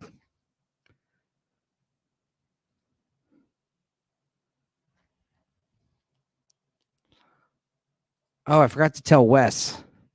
I'm planning on watching Boiling Point with Meg because the drinker recommended it. He'll like to hear that. He likes it when I say things like that. Nice. All right. Let's sing the Smiths.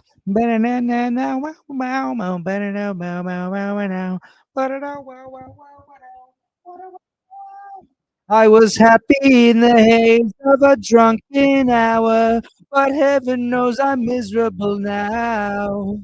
I was looking for a job and then I found a job, and heaven knows I'm miserable now in my life. Why do I give valuable time to people who don't care if I live or die? Bum, bum, dum, bum, bum, bum, bum, bum. Wow, wow, wow, wow, wow. Two lovers entwined pass me by, and heaven knows I'm miserable now. I was looking for a job and then I found a job, and heaven knows I'm miserable now in my life. Why do I give valuable time to people who don't care if I live or die?